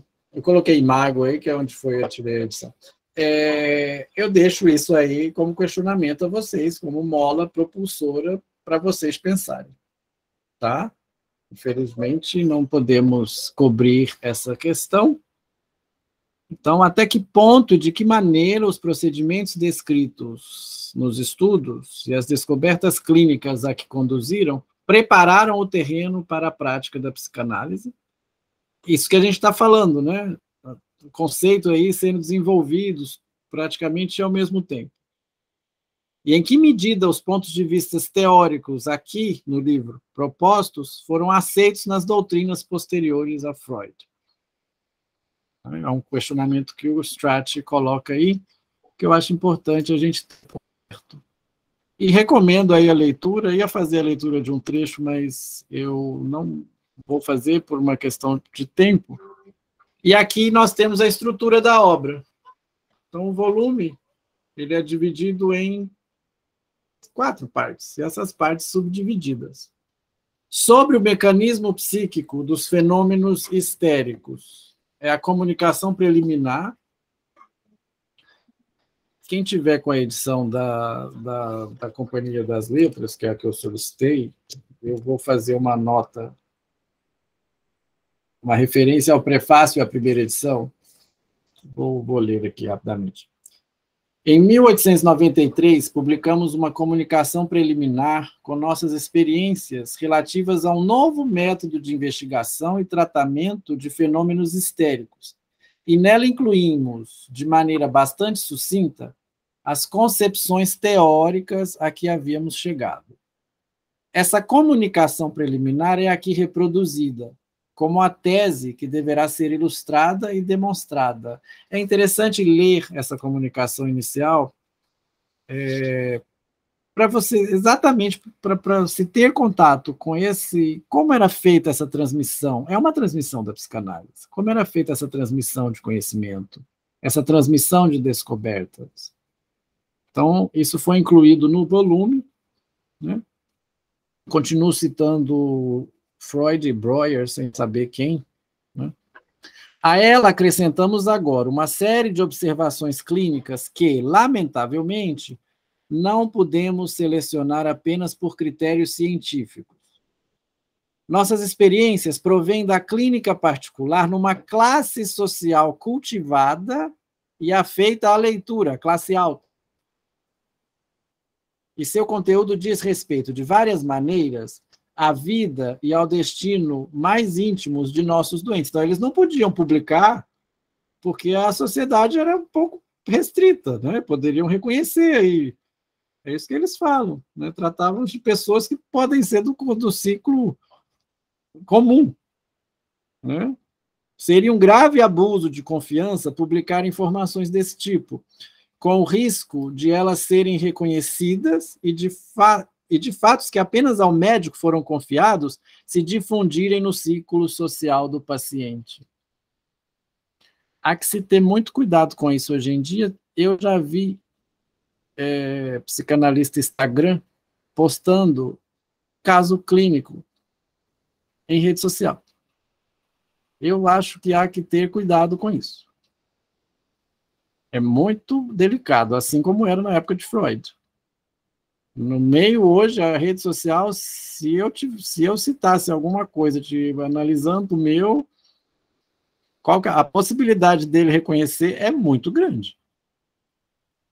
Não sei se vocês concordam com esse adendo que eu estou fazendo aí. Né? Há que se ter muito cuidado. No meio de analistas, é uma coisa normal. Recorte clínico é diferente, né? Num lugar onde, logicamente, a pessoa não vai ter acesso, numa transmissão, por exemplo, mas há que ter cuidado com isso. Por isso, tivemos de renunciar a observações bastante instrutivas e comprobatórias. Isso, naturalmente, concerne, sobretudo, aqueles casos em que os relacionamentos sexuais e conjugais têm importância etiológica. Já pensou contar o caso aí do pênis normalis aí numa publicação não científica, vamos dizer assim, não de alcance científico? E mesmo que fosse de alcance científico,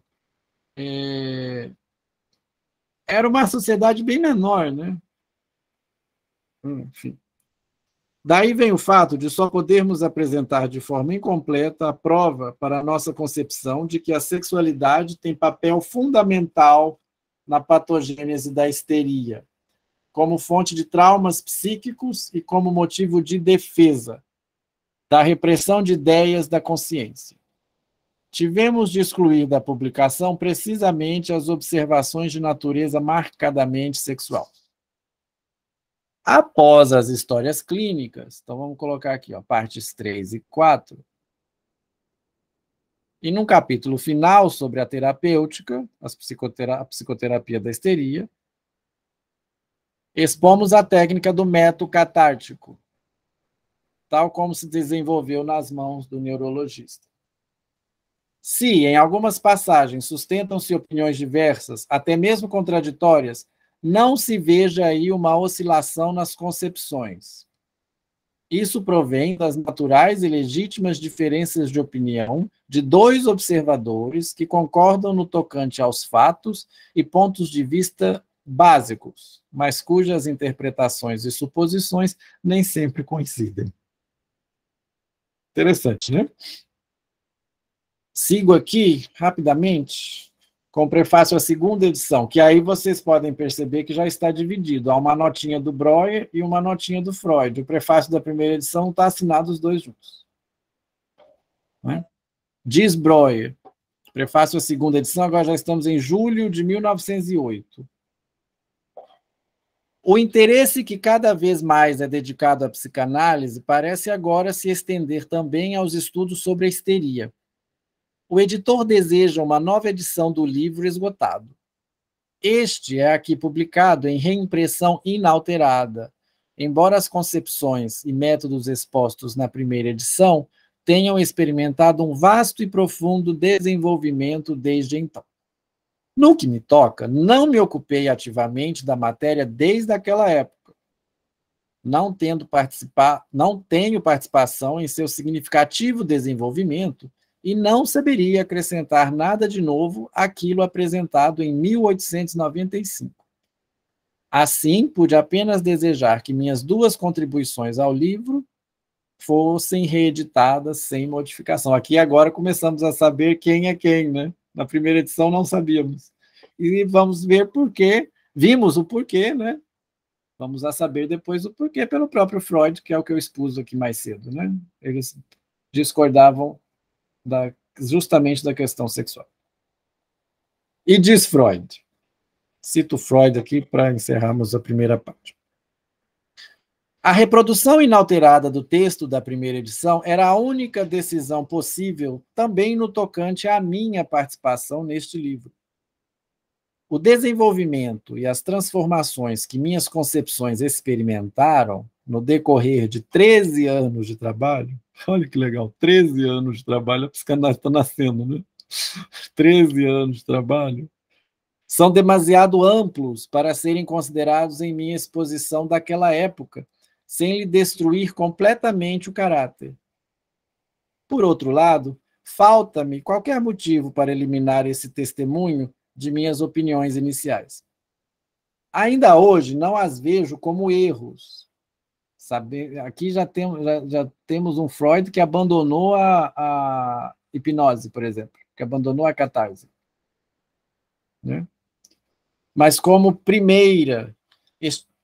Ainda hoje não as vejo como erro, mas como primeira estimável aproximação a conhecimentos que apenas depois de longo e continuado esforço puderam ser mais plenamente alcançados. O leitor atento poderá descobrir já neste livro os germes de todos os ulteriores componentes da teoria da catarse, como o papel dos fatores psicossexuais e do infantilismo, o significado dos sonhos e da simbologia do inconsciente. Isso aí que ele desenvolveu na interpretação dos sonhos, nos 3 ensaios, né? Veio depois. E eu gosto do finalzinho, é o convite que eu fiz no vídeo. Né? E, para quem se interessa pelo desenvolvimento que levou da catarse à psicanálise, não posso dar conselho melhor do que iniciar com os estudos sobre a histeria, fazendo assim o caminho que eu próprio percorri. Foi o convite que eu fiz a vocês. Viena, julho de 1908, Freud. Ok. Deixa eu ver o que temos aqui. Se tivermos tempo, pode falar um pouco sobre hipnose e catarse. Sim, mais para frente podemos. E há uma diferença disso na parte 4 e na própria comunicação. Vamos trabalhando. Ok? Então, acho que consegui cobrir tudo. A minha proposta é, no próximo encontro, iniciar com a leitura do caso Ana O. A dinâmica que eu pensei foi pegar os casos clínicos e irmos colocando com as considerações técnicas, mas vamos vendo como que vai se desembolar. Ok? Então, eu posso deixar aí já a leitura do James Stratt, que eu já tinha deixado. Quem já puder adiantar o caso Ana O, mas vamos fazendo a leitura em conjunto. Essa leitura em conjunto, ela faz uma diferença muito grande, é a minha proposta para com vocês, para com a SPO, e quem quiser entrar e embarcar, né, vamos arpar. Né? Aqui tem os meus contatos, agradecido. E agora eu gostaria de ouvir de vocês, falei por quase 2 horas, falamos juntos, né? O que vocês têm a colocar?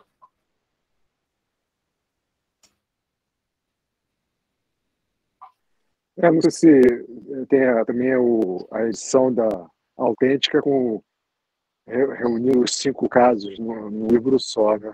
Saiu agora uma edição que tem os casos do estudo sobre a histeria. Eu não sei se tem uma edição do próprio estudo sobre a histeria, eu não sei. Não, o volume é assim, são os 5 casos são os da casos. psicanálise. É um volume falando só sobre os casos e tem algumas considerações também. É interessante. Tá, mas são os casos do estudo sobre a histeria ou são os 5 casos? Homem dos ratos, Homem dos lobos, Schreber... Na verdade, os 5 casos gerais. As 5 psicanálises de Freud, né? Isso. Então deve ser o Homem dos Ratos, o Homem dos Lobos, Pequeno Hans, Dora... E falta um. Homem dos Ratos, Homem dos Lobos, Dora, Pequeno Hans... Schreber. E o Schreber, esqueci da Schreber, que eu estou trabalhando com ele num cartel. Deve ser esse, eu vi esse volume, mas eu ainda não manuseei.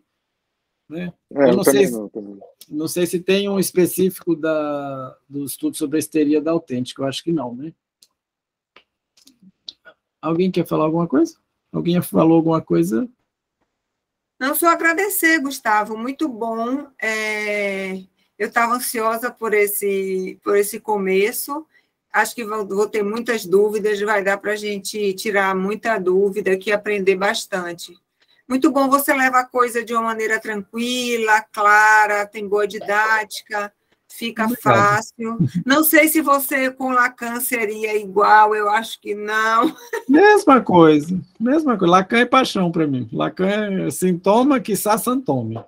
Eu sou lacaniano, eu sou freudiano porque não tem como não ser, né? Mas o próprio Lacan já fala isso, né? Vous êtes lacanien, je suis freudiano. Então... Mas muito não bom. é fácil, mas o Eduardo já está fazendo o trabalho aí, né? Do Lacan sem pressa. Tem aí alguns projetos de fazer o seminário 11, alguma coisa assim, mas a intenção é essa, é instigar. Ah, que bonitinho! Olha o bonequinho do Rodolfo, é um Lacanzinho. Não, gente, eu vou ter que estudar 100 anos de psicanálise para entrar no Lacan, viu? Não tem. Ah, o Freudinho dele, eu também quero. Ganhei da minha mulher, né? Não fui eu que legal. Porque... Que legal. Eu tenho um aqui atrás, mas é só um pôster, enfim.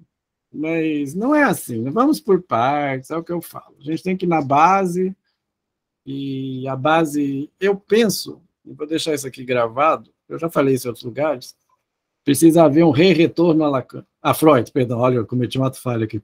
Precisa haver um retorno a Freud, que o Lacan fez, né? Porque as pessoas pararam de ler Freud, novamente, assim como haviam feito em 1954, que aí o Lacan foi expulso de um monte de lugar, né? A vida dele era ser expulso, porque ele brigava com as coisas, né? Então, não tem como, eu não vejo separação, mas... Então, obrigado pelos elogios. A minha ideia é deixar questões em aberto e nunca fechar a questão, então é instigar, né? A função do filósofo, né? Então, trabalharmos juntos, gostei muito do trabalho coletivo do primeiro dia. Sandra, uma satisfação tê-la aqui, primeira vez, né? Primeira vez. Amei. Muito obrigada. Eu que agradeço. E fica aí o convite para o percurso que eu estou realizando, além do princípio do prazer, vou jogar os links lá no grupo, e eu realizo um do mal-estar na civilização também. Ai, que legal. Vamos aos poucos. Né? Então, devagar e sempre, sem querer apreender tudo, e vamos caminhando. Concordo com você, Rodolfo, a gente quer comprar tudo que existe para ficar bonito na estante, mas tem que ter utilidade, né? Agora eu compro tudo que tem para botar na estante e os seus cursos e os outros da SPO, tem a confraria. Mas aqui tem um fato interessante, não é só para enfeitar a estante não, tá, gente? Vou deixar claro que é material que usa mesmo, isso é bom. E vamos seguindo. Muito obrigado pela atenção. Nerilane, um grande abraço, você está aí? Estou, é porque o meu cachorrinho está fazendo muito barulho. Então tá bom. Não, só para finalizar mesmo. Então, nosso próximo encontro é sem ser segunda-feira que vem, na outra, onde iniciaremos a leitura do caso. Gustavo, você disse que ia enviar o link de você falando sobre a angústia, que eu não tinha visto. Da pulsão. Da pulsão, perdão. Mando. Olha o ato falho aí. Não, pois é. Eu até falei, retorno a Lacan, o negócio já está tão... Explícito. Mas olha que a gente, quando está no meio da psicanálise, a gente tem que tomar cuidado. Mas nem tudo que a gente faz, né? A gente tem que ficar se culpando, né? Que um ato falho. Falei, pronto, saiu e pronto. Senão a gente entra na psicanálise selvagem, vai dar uma de ficar analisando tudo e todos, aí a gente já fica chato, né? Isso aí. Olha, então, uma boa noite para vocês. Boa noite, gente. Boa noite. Movimentem lá o grupo da forma que vocês quiserem. Tragam seus questionamentos, que assim a gente vai caminhando. Tá bom? Tá bom. Um grande abraço. Até a próxima. Tchau, gente. Boa noite. Tchau. Boa noite. Obrigado.